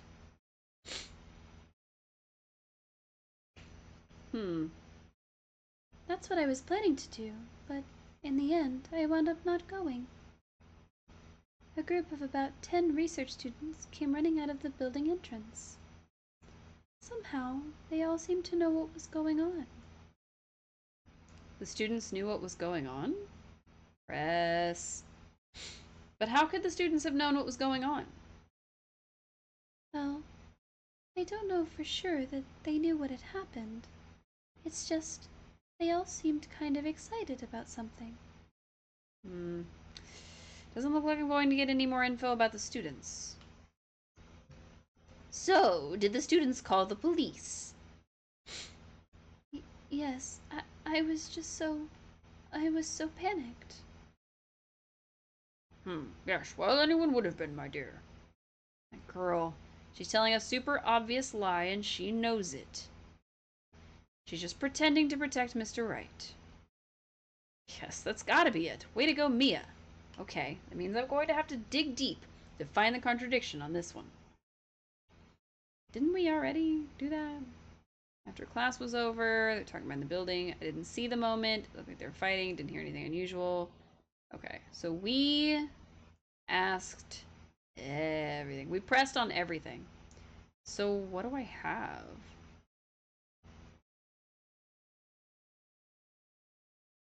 Don't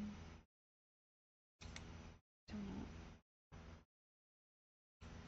Unless I'm mistaken, he's in the art department. What were you doing over there? I'm just trying to see if there's any other things that, like, we didn't press before, or we somehow didn't get more information out of before. They were talking behind the building. Who's Doug? It's Doug, obviously. How can you be so mean? I wasn't eavesdropping. I didn't see the moment he pushed Doug. Didn't see it. I saw him when he fell to the ground. Didn't look like they were fighting, and I didn't hear anything unusual either.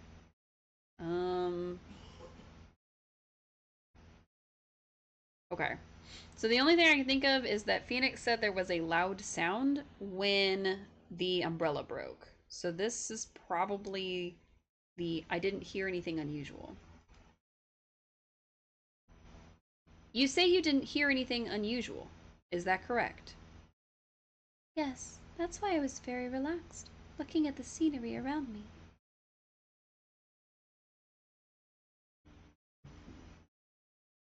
That's nice, but I find that just a little odd. I have here the testimony of your boyfriend, Mr. Phoenix Wright, and he clearly testified to the effect that when he pushed the victim, he heard a sharp, loud noise. He said that? If you were really that close to the two of them, why didn't you hear this noise as well? I... Well, maybe the noise just wasn't all that memorable.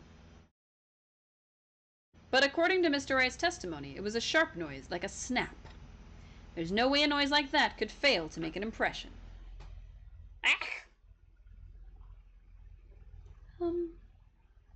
May I have a moment to answer? By all means. I know the reason why I didn't hear the noise. You see, the truth is, I had my headphones on, and I was listening to music at the time. Headphones? You mean that both of your ears were covered? The rain was just beginning to let up, but it seemed as though Thor wasn't ready for his fun to come to an end yet. So the sky continued to flash and rumble. Thunder and lightning, huh? Yes, I'm afraid of the sound of thunder. So I put my headphones on to block it out. Well, Your Honor, as you can see, there wasn't any contradictions in her testimony after all. Wait a sec, Mia. That testimony just now. She said something that could totally change this whole case. She said she didn't hear anything. She was listening to music. There was lightning. There was lightning? Your Honor, there is a problem with the witness's testimony. What do you mean? Didn't you notice? She said there was lightning, correct? Yes, what about it? Well, lightning is actually a large discharge of electricity in the atmosphere. Am I right? Now's not the time for a science lesson, Miss Fay. Yes, Your Honor. Anyway, since the cause of death was electrocution, isn't it possible that the victim died from being hit by a bolt of lightning? Oh, This was the best I could do. I must admit, the thought had not occurred to me. What kind of thoughts do occur to this guy anyway? Mia, don't be rude. This entire case is built on the premise that Mr. Doug Swallow was murdered. But that very premise itself is mistaken. The defense believes that Mr. Swallow was, in fact, the victim of a stray bolt. Don't you think Mr. Payne would have checked into that? Like, the cops would have looked at meteorology reports, lightning strike reports, something to, like, prove that it wasn't it. He would have if he got struck by lightning, he would have the funky lightning bolt tattoo that everybody gets, because there's a burn that happens that, like, kind of follows your I don't want to say your nervous system, but it follows, like, your veins and stuff. It's really funky. You should look up lightning bolt marks, because it's really cool. It appears the defense may be onto something. Could it be that the death was actually an accidental? All right, you did it, Mia. I'll be taking that not guilty if you don't. Of course. I'm hurt that you have such a low opinion of me, Miss Fay. I'm not a fool, you know. The prosecution has done its research, Your Honor. We found that there were no lightning strikes on the day in that location. What? What's more? Oh no! I know! It wasn't electricity. I mean, it wasn't lightning. We have evidence that the electrical cable is definitely linked to this case. Evidence, Mr. Payne? But what is this evidence? This affidavit. And who is this affidavit from? The pharmacology students who were conducting experiments in their labs that day. Allow me to read out to the court the testimony of the pharmacology students. I wish I could do it as Miss Fay instead, but okay. All equipment in the labs lost power all of a sudden around 3 p.m. that day. Was there a blackout? All of the lab's equipment runs on high voltage, Your Honor. So you're saying the equipment lost power because... Precisely. They lost power because of the severed electrical cable. The power outage occurred at approximately 3 p.m. Which fits the time of death listed in the autopsy report. Exactly. In other words, the victim died as a result of touching the severed electrical cable. According to the students, the cables were very old. They were planning on having them replaced in the near future. I see. Apparently, the cables had become so brittle that even the smallest bump would have caused them to break. Oh, hang on. The old power cable broke due to some sort of impact on 4-9 at 2:55. But, hush, Judge. But we can see that his watch stopped at 3:05. So that's a 10-minute gap between it breaking and his actual death. That'll probably come into play. However, there's one thing that troubles me. If the cable could have been broken by any small bump, then it wouldn't have been snapped if it hadn't been bumped into, correct? Well, I suppose you could say that. Miss Fay, do you have any thoughts regarding the cause of the severed cable? Your Honor. I don't like how this is looking one bit. I have to come up with something to try to regain some momentum. So, I guess the theory is that the snap is not only because he landed on the umbrella, but also because he and the umbrella broke the cable, which caused the snap. And then what? He wandered into it? He just magically got touched by the cable? Like, what happened there? If it pleases the court, the defense would like to state its opinion. Well then, let's hear it. Who or what was the cause? Was it that caused the cable to break? The umbrella? Right? Umbrella? I don't know. This is it. This is why the cable snapped. Well, Your Honor? Nope. Ah, great. I believe the only thing that is snapped is the mind of the defense. Ah, that was one of your best lines yet, Your Honor. Ouch, that was harsh. Please, Your Honor, give me one more chance. Let's hear it. Who or what was it that caused the cable to break? Doug? Nope. Your Honor. Nope. Give me another chance. A third chance. Phoenix? Okay, alright. Phoenix. Alright, I guess. Your Honor, please think back to Mr. Wright's testimony. Defendant's testimony? He said that after he pushed the victim, he heard a loud, sharp noise. Now, this happened at around 3 p.m., correct? Yes, that sounds right. Wait, are you saying that? The lab equipment lost power at 2:55, which fits right in with Mr. Wright's timeline. In other words, it was Mr. Wright's shove that caused the power outage. But not the death. Yes, the prosecution also came to that same conclusion. And it was that very shove that caused Mr. Swallow to be electrocuted. Objection. I'm afraid I can't agree with you there, Mr. Payne. What's that supposed to mean? Take a good look at where the victim landed after being shoved. See the umbrella? It's by the electrical pole. That's right. The victim banged into that pole as a result of being pushed. It was that impact that caused the cable to break. Well, that makes sense. Then the victim was electrocuted. I'm sorry, Your Honor, but no, it doesn't make sense at all. If the victim was shoved into the far pole, then he couldn't have been electrocuted by the severed cable in the foreground here. Ah!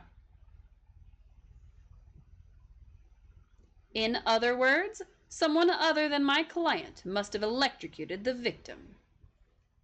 Oh my God, what's happening? Order in the court. Ah, the lamentations of my enemy. How I've longed to hear them. It's true.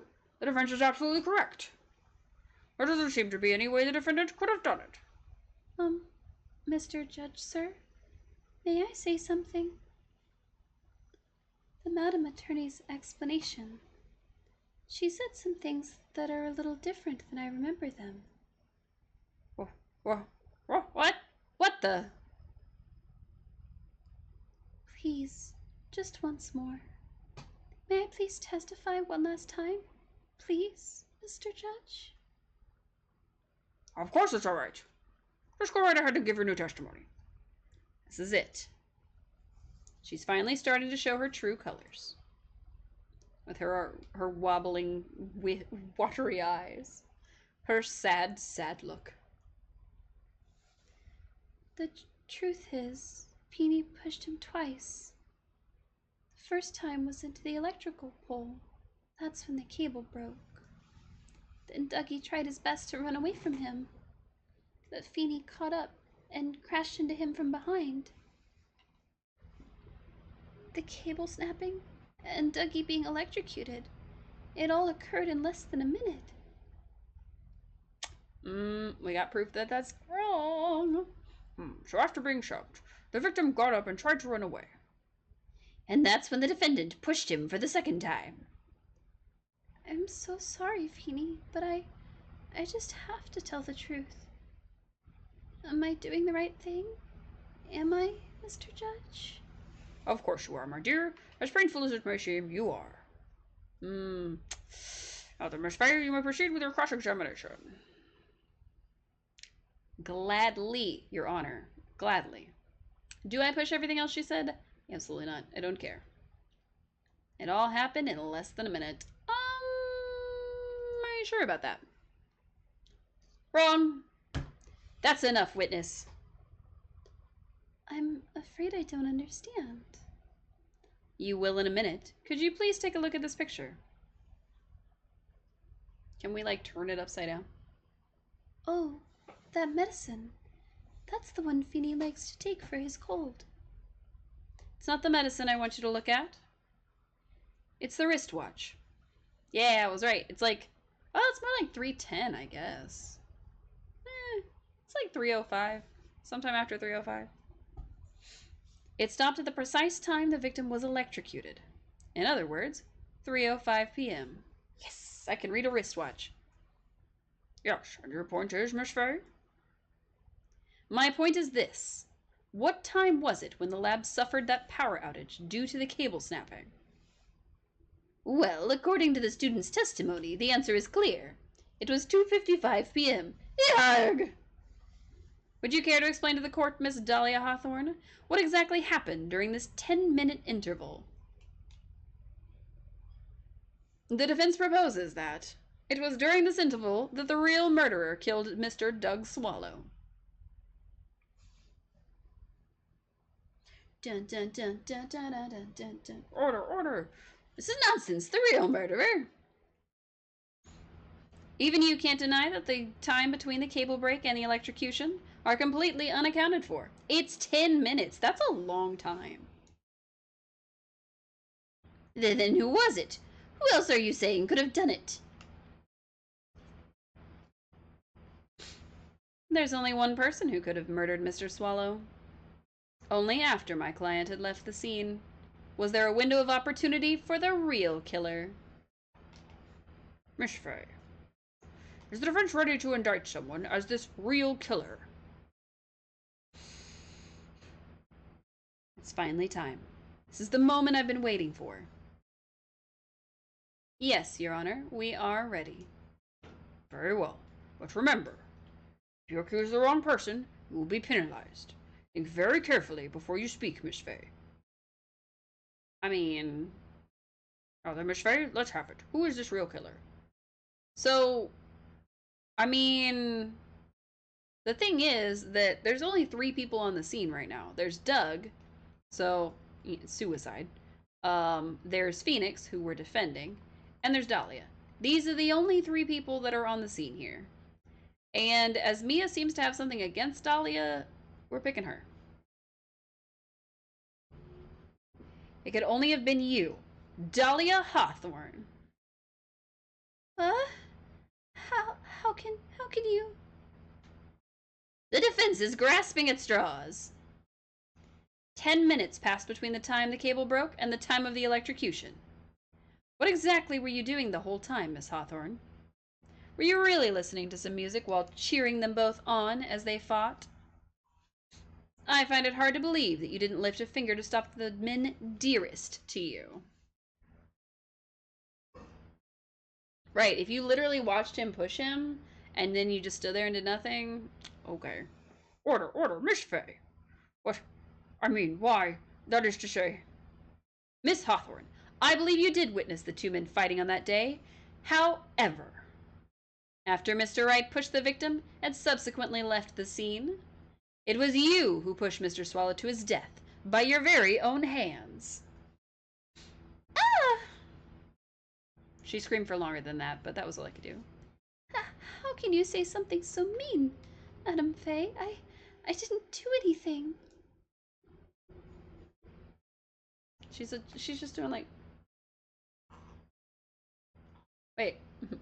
You said something about a serious charge, and I missed it because I was trying to do the Dahlia Hawthorne pose. Your Honor, please, I have something I want to say. That's you! What is it? Please strike everything the defense said just now for the record. What the... Are you daft? You're totally wrong, Miss Fay. Dolly, she couldn't do something like that. I mean... Mr. Wright, get back in your seat. Bailiff, grab that man. Don't grab him, he's toxic. Achoo! Achoo! Leave my Dolly alone! Achoo! Wow. Phoenix, please. We're trying to save you. That boy. Oh, it's him. That boy. He's gotten himself in way over his head. Oh, Mr. Grossberg, you're back. It seems I've arrived just in the nick of time. I found the police report on that incident in your newspaper clipping. Blah, blah, blah. Thank you so much. This is exactly what I was hoping for. Alright, police report. I want to read it. Ooh, suspect Dahlia Hawthorne. Alright, we were right. Okay. Location, District Courthouse Cafeteria. Date and time, August 27th, 4 p.m. So 8 months ago. Diego Armando is our victim. Occupation, lawyer. Suspect, Dahlia Hawthorne, 19. Armando ingested poison while interviewing the suspect regarding another case. Traces of poison were found in the victim's coffee cup. No poison was found in the vicinity or on the suspect's person. It is unclear how the poison entered the victim's coffee cup. Alright. You'd better take a good look at it. It, details how you came to lose your boyfriend. Oh! Great! Okay. Fantastic. We are defending the boyfriend of the lady who killed my boyfriend. Possibly. Now then, the defense has made a very serious accusation. Mr. Payne, what do you have to say about this? Well, really, Your Honor, I... May I interrupt you for just a moment, Mr. Prosecutor? Ah, don't you worry, my dear. I have the situation well in hand. Go right ahead. Madame Fay, are you seriously accusing me of killing my sweet Dougie? Yes, I am. Not only am I saying you murdered Doug Swallow, but you also tried to pin the whole thing on your current lover, Phoenix Wright. I told you that you should let me handle this. Sorry, please go ahead. How can you say that? I am absolutely devoted to my dear Feenie. The notion that I would try to frame him is ludicrous. This is all just too much for poor little me to bear. I believe the girl is trying to ask what on earth her motive would be. I'm trying to adjust my seating now. The answer to that lies somewhere in this police report. It must. It must. Becky. 8 months ago, an incident occurred in the basement cafeteria of this building. And then, that same day, the two of them accidentally meet. Your Honor, the defense requests further testimony from Miss Dahlia Hawthorne. Further testimony? What about? About the events of the day she first met the defendant, Mr. Phoenix Wright. What could that possibly have to do with this case? The witness claims she has no reason to frame the defendant. Am I correct? Well, I have evidence that suggests that she, in fact, had a very good reason. Very well then. The court grants the defense's request. Young lady, would you mind staying for just a bit longer? Of course not, Mr. Judge. Get ready for the battle of your life, Dahlia Hawthorne. Wow. Of her life. How I Met My Feenie. I first met my darling Feenie 8 months ago. It's like we were destined to meet in this very courthouse's basement reading room. The moment our eyes met, my heart skipped a beat. We've been going out ever since that fateful day. We're so lovey-wovey, we literally make people sick. It's just jealousy, I think. Wow. Oh.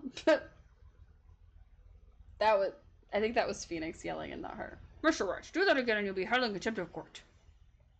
And now we enter the final act of our little drama. As we used to say in the days of my youth, go get her. What? Why would you... Grossberg, why were you saying that? Also, how many years ago was that? 8 months ago, it's like we were destined to meet. Hearts get to beat. Oh, this is faithful day. Oh, okay. Yeah, it was somebody else saying it. Listen to me, Mia. That woman has the judge in the palm of her hand, you see. So the only way to discredit her is to find a contradiction in her testimony. Okay, how do we discredit that? I first met him 8 months ago. So until that time, you had been dating Doug Swallow?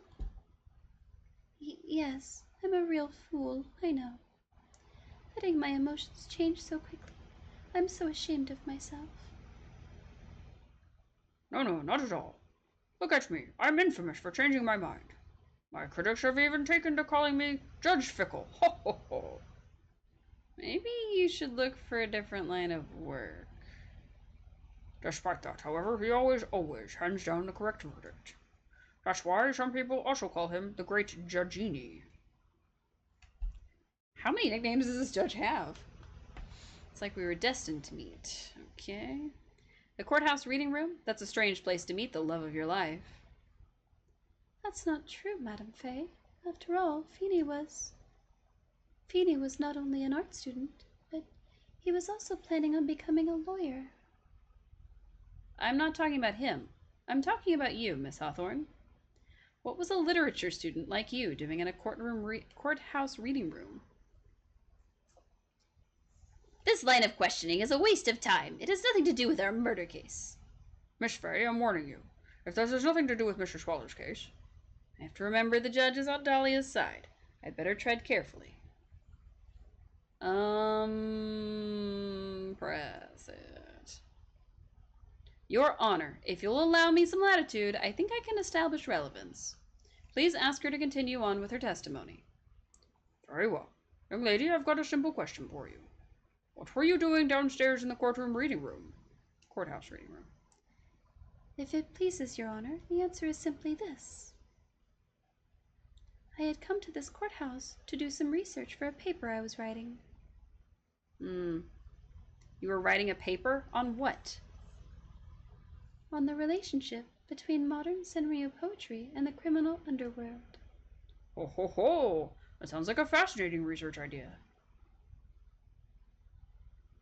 Am I getting old? Now I've even forgotten what I've forgotten. Again with the midlife crisis stuff. Mia, why did that girl really come to this courthouse? Isn't that what you wanted to know? And speaking of forgetting things, you haven't forgotten the police report, have you? I went through a lot of trouble to get it, my dear, so please be sure to read it carefully. Ma'am, sir, everybody.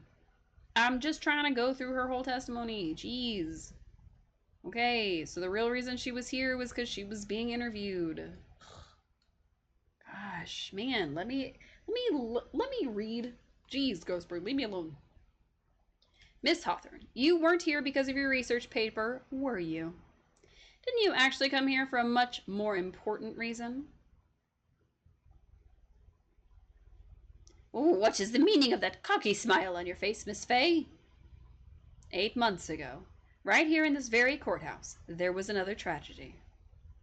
Another tragedy? Do you mean the incident? Oh, sorry. Do you mean the incident in which an attorney was poisoned? The name of the suspect in that incident is listed here in this report. And that name is Dahlia Hawthorne. What? Dahlia Hawthorne? Oh, the what is what?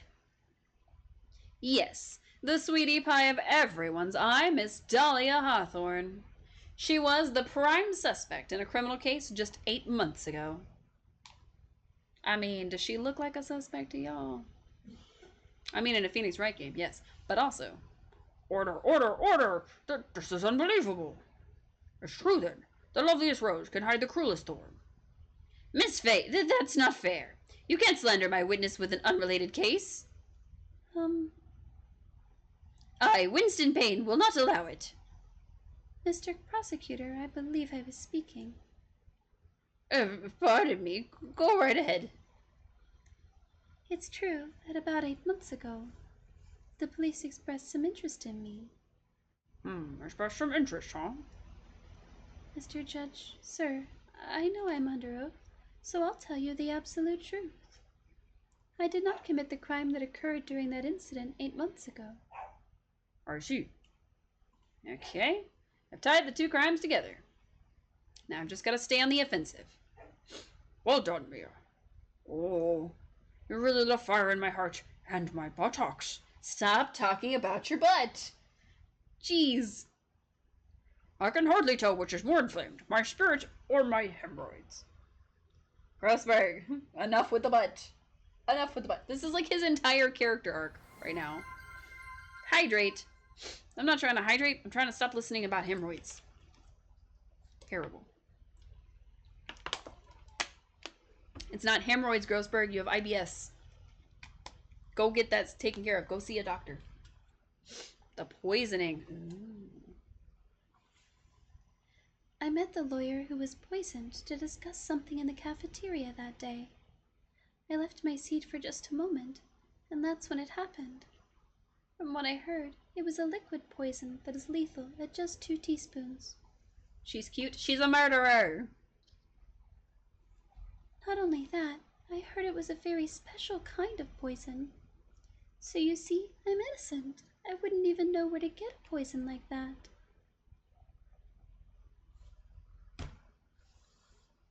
So that's what happened here 8 months ago. However, as you've heard from the witness testimony, she had nothing to do with it. I think the defense is just about out of tricks. I'm terribly sorry, Mr. Payne, but I'm afraid the defense has many more tricks up its sleeve today. And I'll be sure to show them to you before the end of this cross-examination. What the... Why does the defense suddenly feel stronger? Aha, Mia! You're glowing with a true lawyer's aura, my dear. That proud posture and self-confidence. Absolutely smashing. Thanks. Alright, let's do this. We gotta prove she's guilty. Because Mia clearly thinks she is, so we gotta make it happen. Alright, to discuss something. Discuss what? What were you talking about with the defense attorney? Well, I'm sorry, but that's confidential. According to the reports, you were being interviewed regarding another case. The lawyer that was killed. He said he wanted to talk about an incident I was caught up in when I was younger. Why don't you tell us all what that incident was?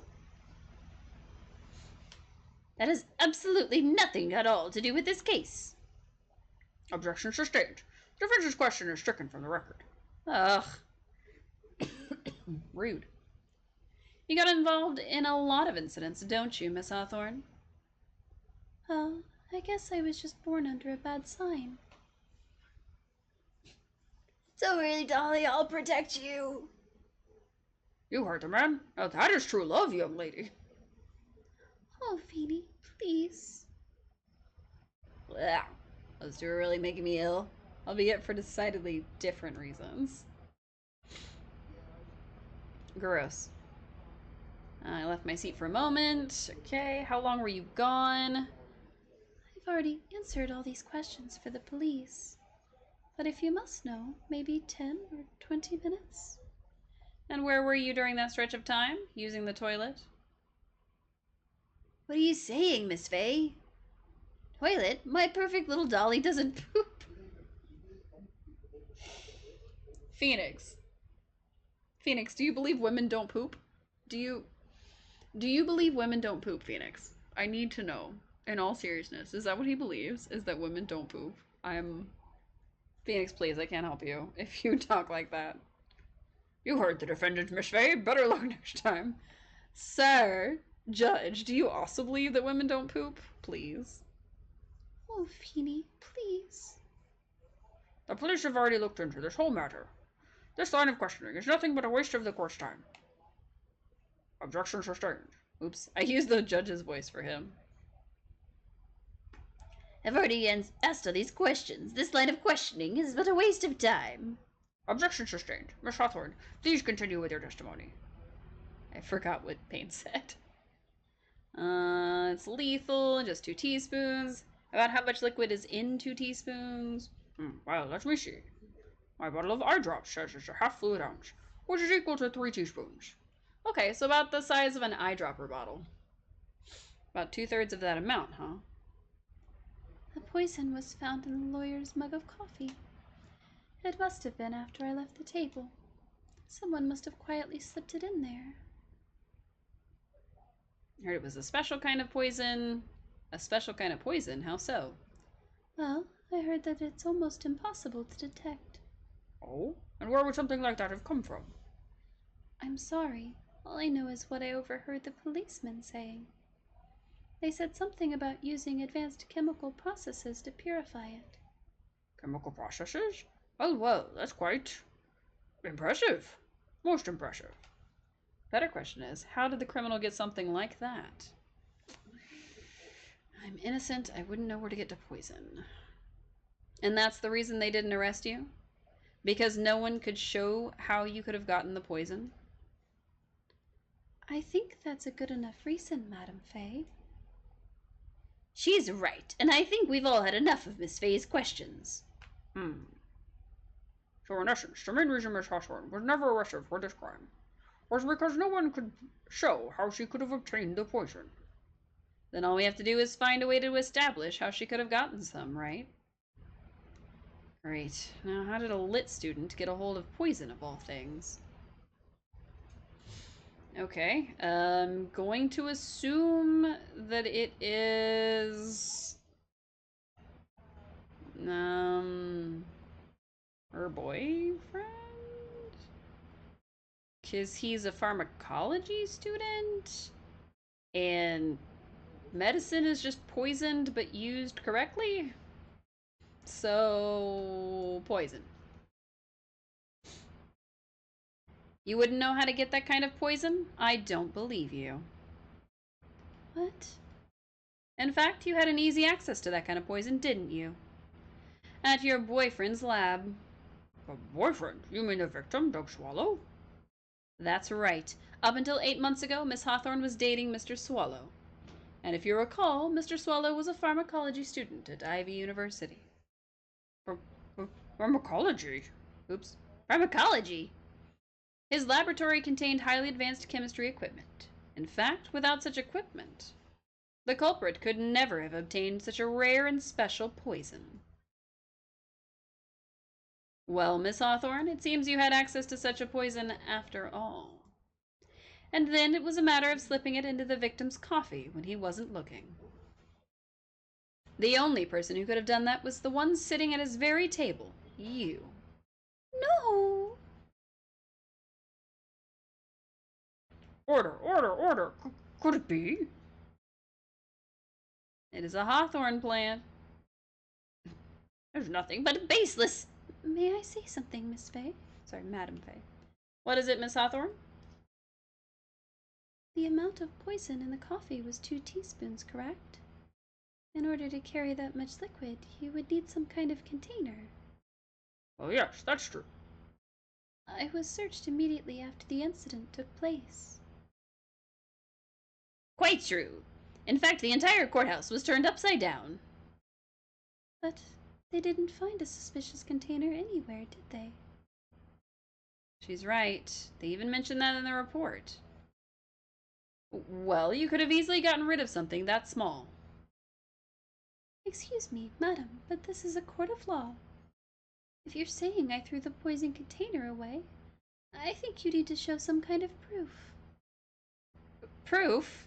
She got me good with that. Provide some evidence, or I'll have to disallow this line of questioning, Miss Fay. Unless we can come up with some evidence, we're going to lose this lead. The police conducted a full body search of Dahlia and the entire courthouse, and yet the container holding the poison disappeared right after the crime occurred. If we're going to accuse the young lady of the murder, then where's the container the poison was carried in? What happened to it?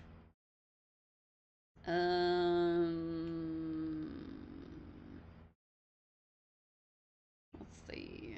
We don't have any, like, crime scene photos or anything like that.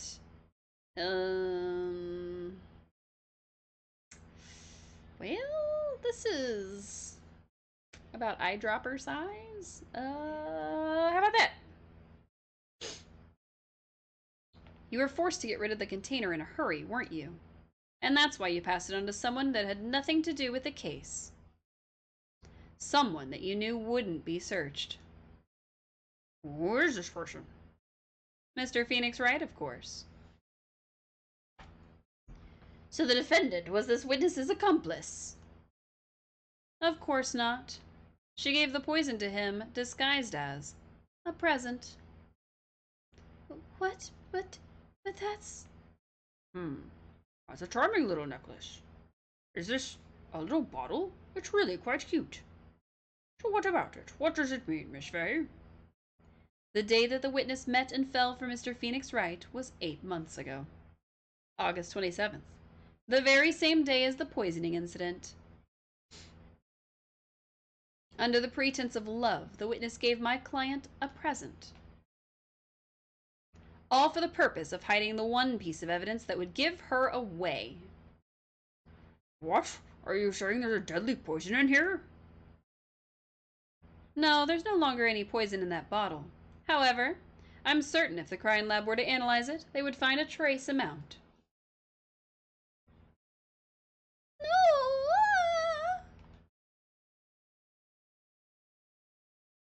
Order in the court. Nope. On behalf of Dahlia, I object. Mr. Wright, control yourself. I won't let you bully her like this. Mr. Wright, I thought I told you to stay in your seat. Mr. Wright, why? Why are you going through so much trouble to protect her? Why? Because I'm madly in love with her.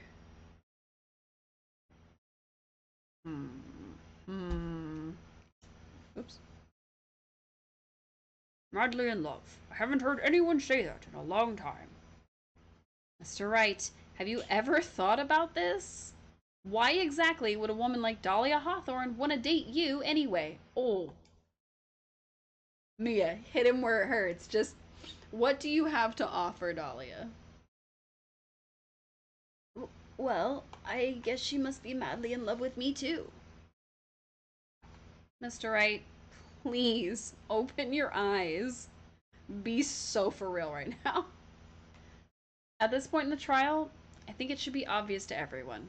The real reason that Dahlia Hawthorne is dating you is because of the necklace, to keep you quiet. She's madly in love with you because of the necklace. Obviously, she's trying to get it back. Dahlia Hawthorne was not and is not madly in love with you. The only thing she's after is that bottle necklace you love to wear around your neck. My necklace? Hello. Welcome in, Cube. But you were already here, so I don't know why you hide me. Why are you saying hi? What's with that? You saying hi to Phoenix, right? And his sad, sad little self? Back there, in the waiting room. You said it yourself. Yeah, but she's so shy. Every time I see her, she always says the same thing to me. Please give it back now. Give it back now, y'all. Take a present back. For Dahlia Hawthorne, that necklace is irrefutable evidence of her crime. That's why she absolutely had to get it back. You're lying. But you never gave it back to her. And to make things worse for her, you insisted on showing it to everyone you met. That's why she... I don't believe you. No, that's a lie.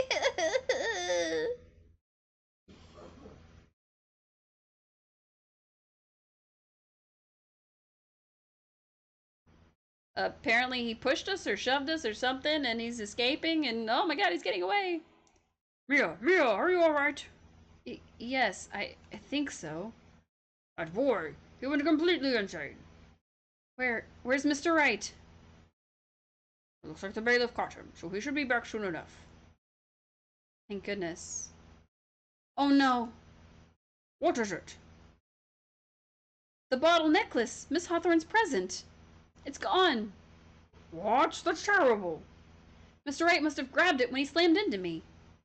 Foolish boy. That's the only thing that could have saved him. What in the blazes are we supposed to do now? Phoenix, what are you doing?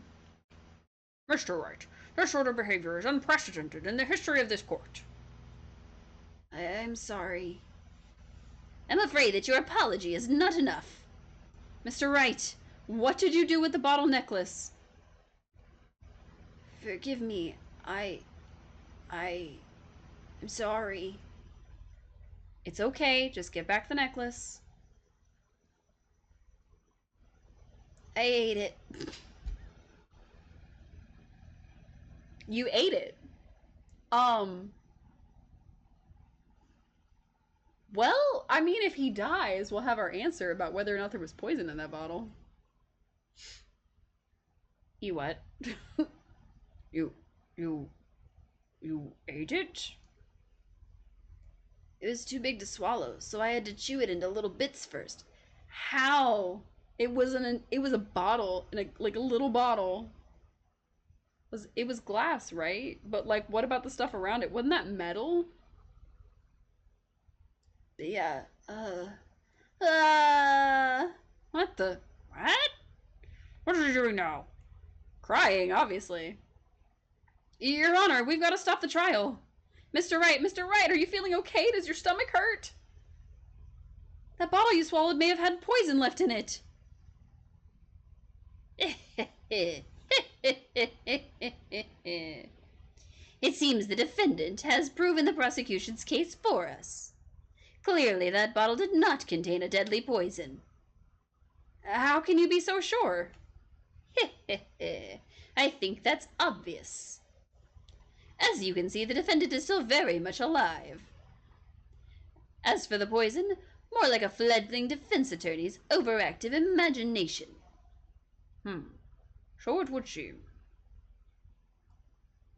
No, there must be some mistake. That bottle must not have had any poison left in it. Either that or the poison must have lost its potency. There, it's all right, rookie. Trusting your client is the most noble thing a defense attorney can do.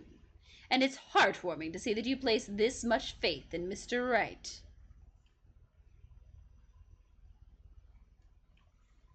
But that's how it is for us on the prosecution side, too.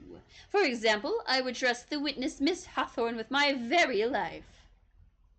Which is why I can state that your assessment of her is completely wrong. That's enough. Unfortunately, Miss Fay, I cannot accept your explanation of the events. But why?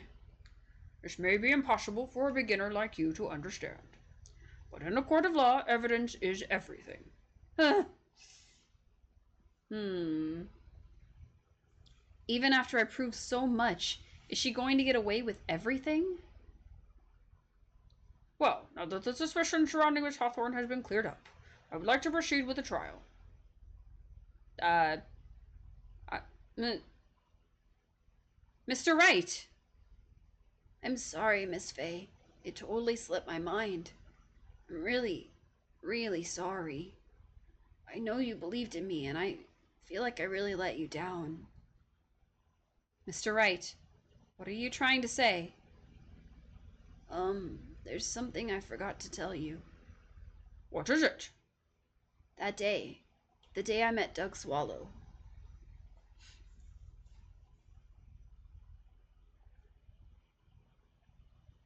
That girl, you shouldn't see her anymore.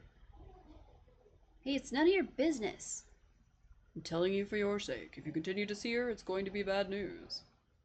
You're lying. Just listen to me. There's something you need to know about that girl. Last night, someone stole some poison from our lab. A poison? The same thing happened 8 months ago. A drug sample was stolen. She came to the lab that time, too. It could only have been her. That girl's a thief. Stop it. Don't talk about her like that. Blah.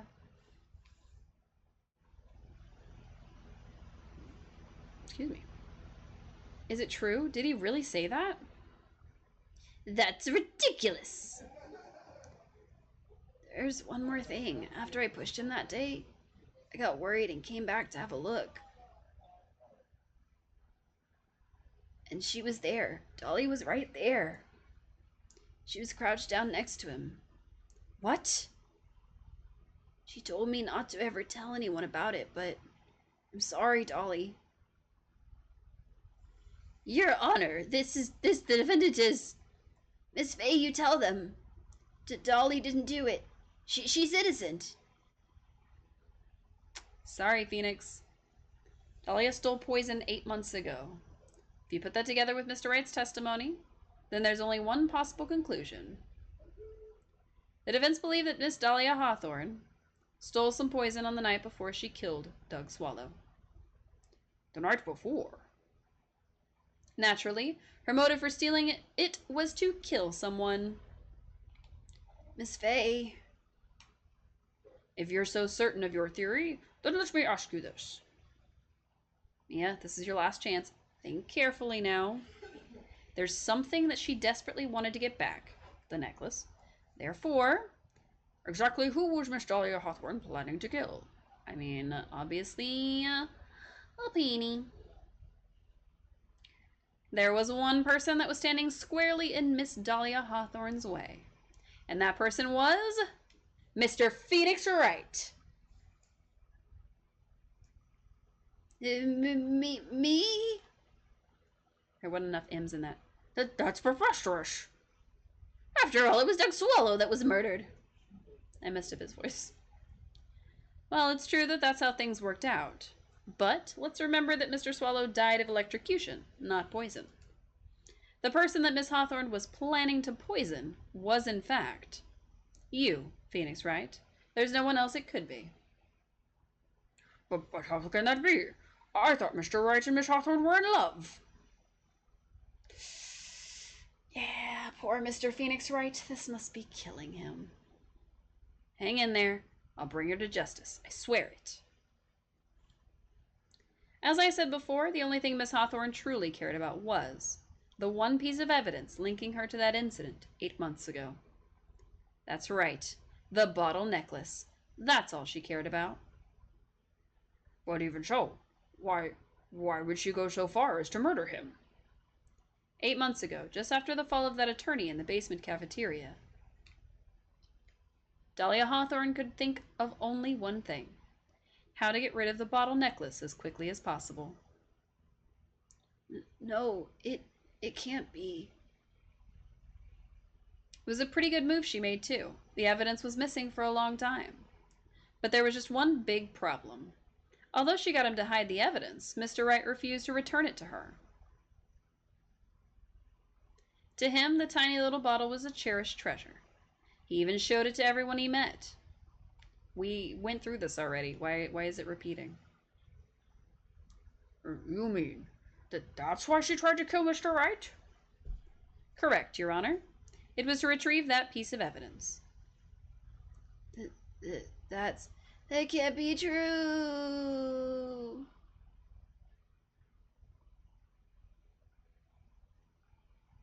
Feenie, what a joke you are.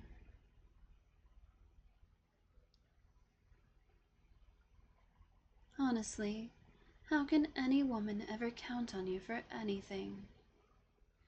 I even told you time and time again to keep your trap shut about me and that necklace. You disgust me. Miss Hawthorne? It appears we're nearing the end of this trial.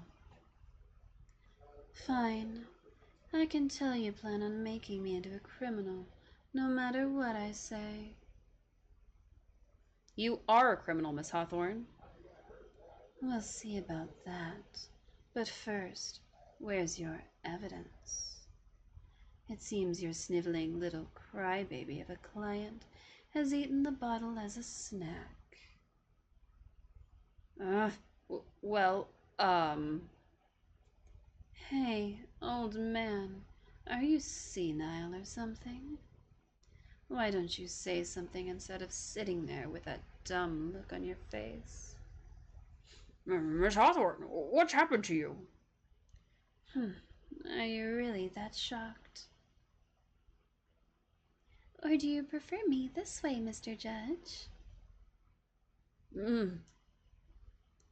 With absolutely no proof, you treat a voluntary witness like she's a mass murderer. Well, I have nothing more to say. I'll be heading home now if you don't mind. But we're not finished. Fine. Let's ask this nasty old hag to finish up already.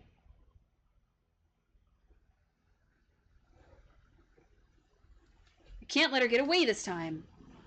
Stop, Mia! If you keep on pushing without any evidence, you could pay the ultimate price as a lawyer. The ultimate price? You'd be forced to take off your attorney's badge forever, I'm afraid. No. You'd better think it over carefully, Miss Fay. Or should I say, Miss Gray. She's so mean. Well, Miss Fay, can you provide evidence that would establish your guilt once and for all? Can I? I don't think I can. If I mess up here, my career as a lawyer is over. What the hell do I do? I don't have the bottle anymore because Phoenix took it. I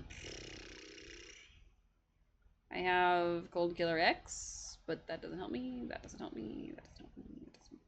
I don't think I have anything. If I mess up here, my career as a lawyer is over. But to be honest, at this point, I don't have any evidence that's well-founded. Yeah, see? Exactly. Even so. I'd rather lose my attorney's badge than let her get away with murder. Your Honor, the defense would like to present proof. Impossible! You can't possibly! Stupid woman. It is the opinion of the... Sorry. It is the opinion of the court that there has already been enough discussion. Therefore, I will allow only one piece of evidence to be presented. Just one? If you are unable to establish her guilt, then I'm afraid that a very harsh verdict will immediately be handed down on Mr. Wright. I understand, Your Honor. I can just imagine the headlines for tomorrow's newspaper. Up-and-coming lawyer plummets to earth before she gets the chance to soar. She was planning to poison Mr. Wright. If that's the case, then the poison was probably in there. In where? Well then, Miss Fay, please present your evidence. Show to this court irrefutable proof that Miss Hawthorne was planning to poison Mr. Wright.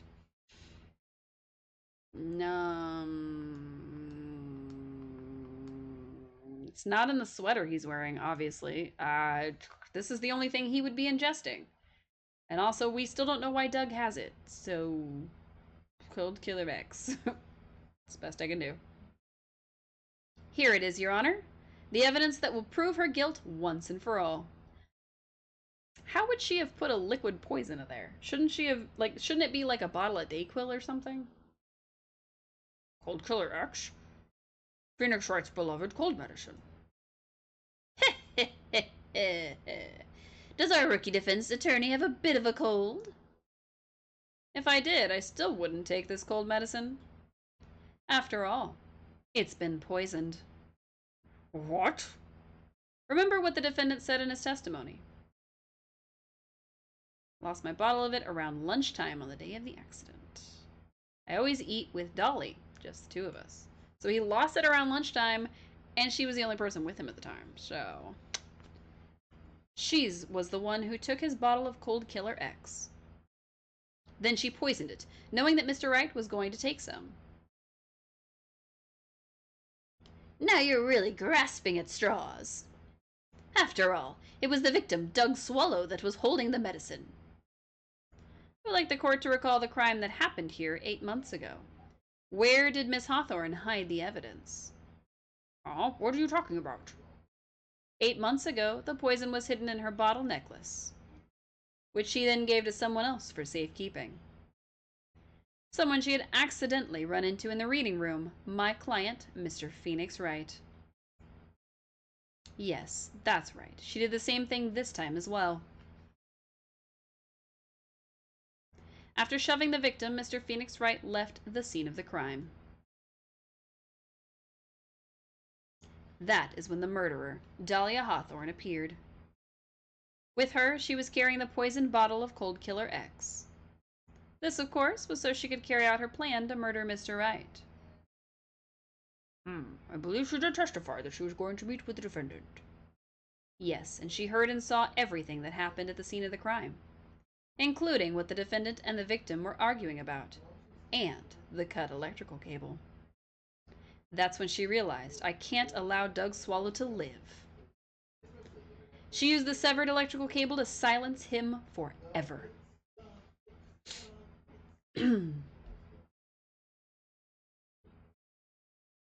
Unfortunately for her, this is when the problem occurred. Mr. Wright, who she thought had left the scene, came back to check on the victim. And on top of that, because of the power outage, some students showed up as well. It's hardly any wonder that she was, as she put it, in a state of panic. Recall that she was carrying that bottle of poisoned cold medicine. She must have thought, what if they search me like they did 8 months ago? 8 months ago? Yes, she disposed of the evidence exactly the same way she did back then. She had someone else hold it. In this case, Doug Swallow.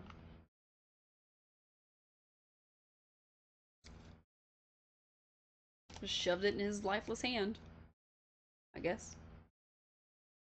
Dot, dot, dot, dot, dot, dot, dot, dot, dot, dot. So many dots. Oh, come now, everyone. Surely you aren't fooled, are you? This stupid woman, she's nothing but a filthy, stinking liar. Right, Mr. Prosecutor? Huh? Yes, that's exactly right. It's just pure desperation. I wonder which one of us is the desperate one. So, Miss Hawthorne, this cold medicine, I wonder if you wouldn't mind taking some. Well, Mr. Wright ate that necklace of yours, right? Now it's your turn to prove your innocence. What do you say? If I'm just a filthy, stinking liar, then there's no need to worry. So come on, show us. I dare you to take some of this medicine right now. Mia Fey! Do you think you've won? Well, do you, Mia Fey?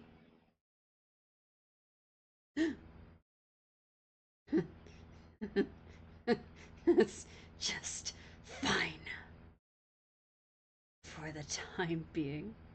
Victory is yours. For the time being. Well, I have a very long memory, you know. You and I will meet again. I'm certain of it. Hmm? Well then, Mr. Judge. I'll see you later too, okay? Yes. I'm going to spend a little quality time with the men in blue now. I wish you all the best.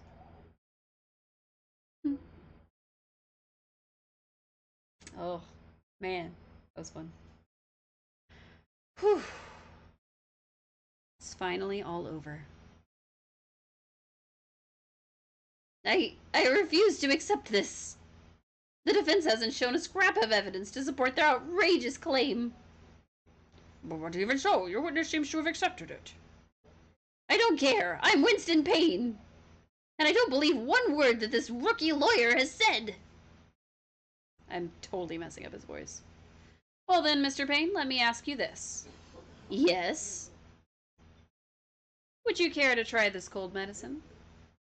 What? Just a little earlier, I could have sworn you said. There. It's all right, rookie. For example, I would trust the witness, Miss Hawthorne, with my very life. So, if she's so trustworthy, then I'm sure there couldn't possibly be any poison in here, right? You see, yes. And here comes the backpedal. Come on now, rookie killer. Show this rookie how it's done. How much trust do you really have for this woman? Are you willing to bet your life? Uh, uh, uh,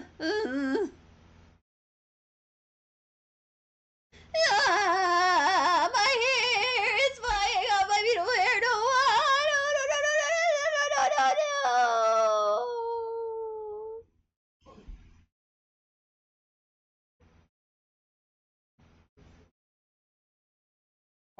Mr. Payne, about Miss Dahlia Hawthorne.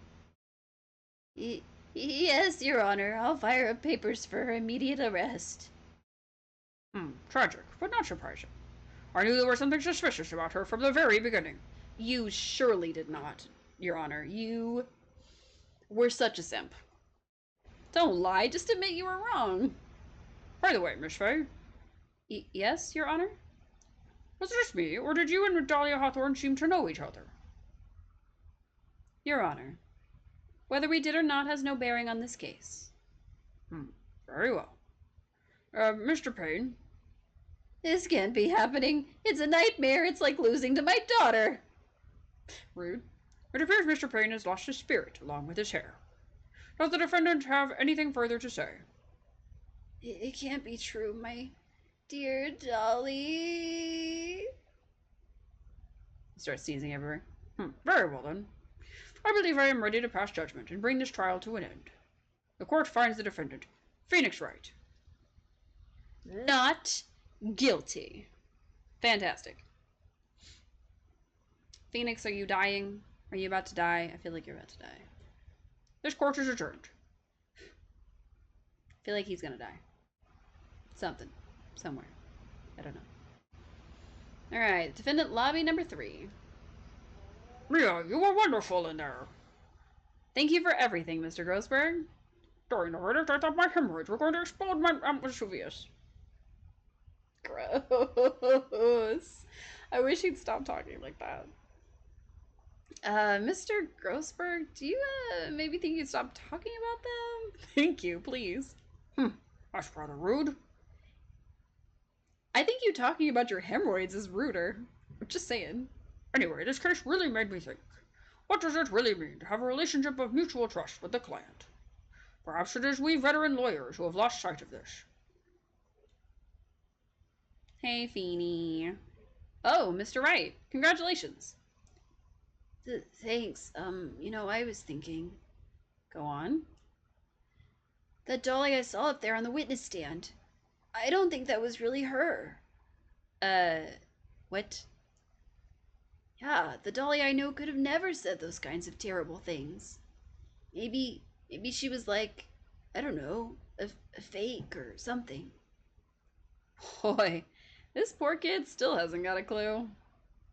You need to forget about her, Mr. Wright, for your own sake. Yeah, you're right. That's probably for the best. Also, you need to relax a bit more. Try to grow up a little. But out of all my friends, everyone says I'm the most grown up. Ew, what kind of company does this guy keep? It's Larry. Right now, I'm studying to become a lawyer myself. That's what you keep saying. But I thought you were in the art department? Well, yeah, I am. But there's a friend that I desperately want to help. And if I hurry, then I should still be able to save him in time. I see.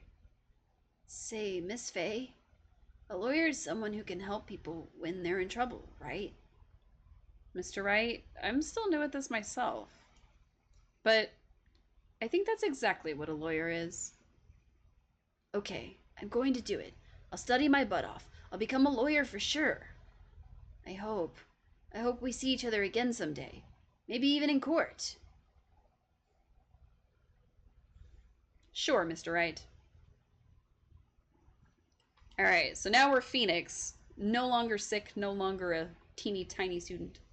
It's been 5 years since I was acquitted of all charges. I became a lawyer like I planned and managed to save my friend. But Mia has passed on to a better place. For me, this trial brings up a lot of painful memories. But it also brings up some very precious ones. And memories that I thought would never rise to the surface again. Mia is gone now. But even so, I can hear her in my mind. Phoenix, no matter what, always believe in your client. In a court of law, your greatest weapon is your belief. 5 long years. Something has happened that's made me think back to her words of wisdom. But that is a story for another day.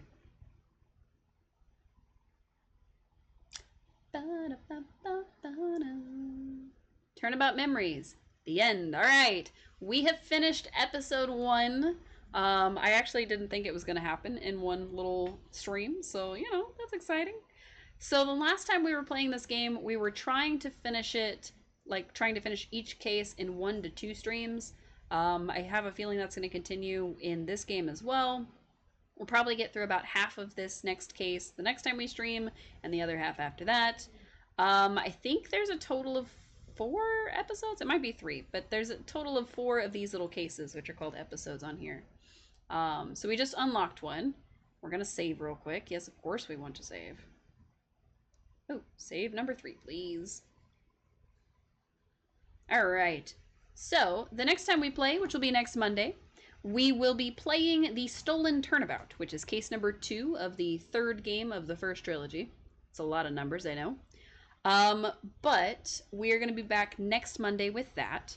We'll be back tomorrow with some Palia. We'll be back on Thursday with some more Stardew Valley. And of course, we'll be back, sorry, got my days mixed up, Wednesday with some Stardew Valley. And Thursday with some more Endless Ocean, which has been a lot of fun. So I have missed playing these games. I've missed voicing all these characters. It is not the easiest, which is why we have to do a week apart, because otherwise I would lose my voice by day 2. I'd be streaming tomorrow, and then I'd just be halfway through the stream. So, anywho, thank you all so much for tuning in. I hope you have a restful, relaxing rest of your evening. I hope you get a snack if you need it, and I hope you remember to hydrate, because it is good for your brain and your body. I'm going to do lots of hydrating, because that was very hard on my voice to do Winston Payne's voice so much. I didn't do as much of the screaming as I probably could have, but I was trying not to be super duper loud, because it is nearing 9 o'clock. I mean, But, like I said, thank you all so much for tuning in, and we'll be back tomorrow with more Palia. We'll be back on Wednesday with some more Stardew, and we'll be back Thursday with Endless Ocean. I know I already said all that, but I like to remind myself what I'm supposed to be doing the next couple days, so that's more for me than it is for y'all. Anyway, like I said, thank you all so much for tuning in, and I hope to see you all again real soon. Bye!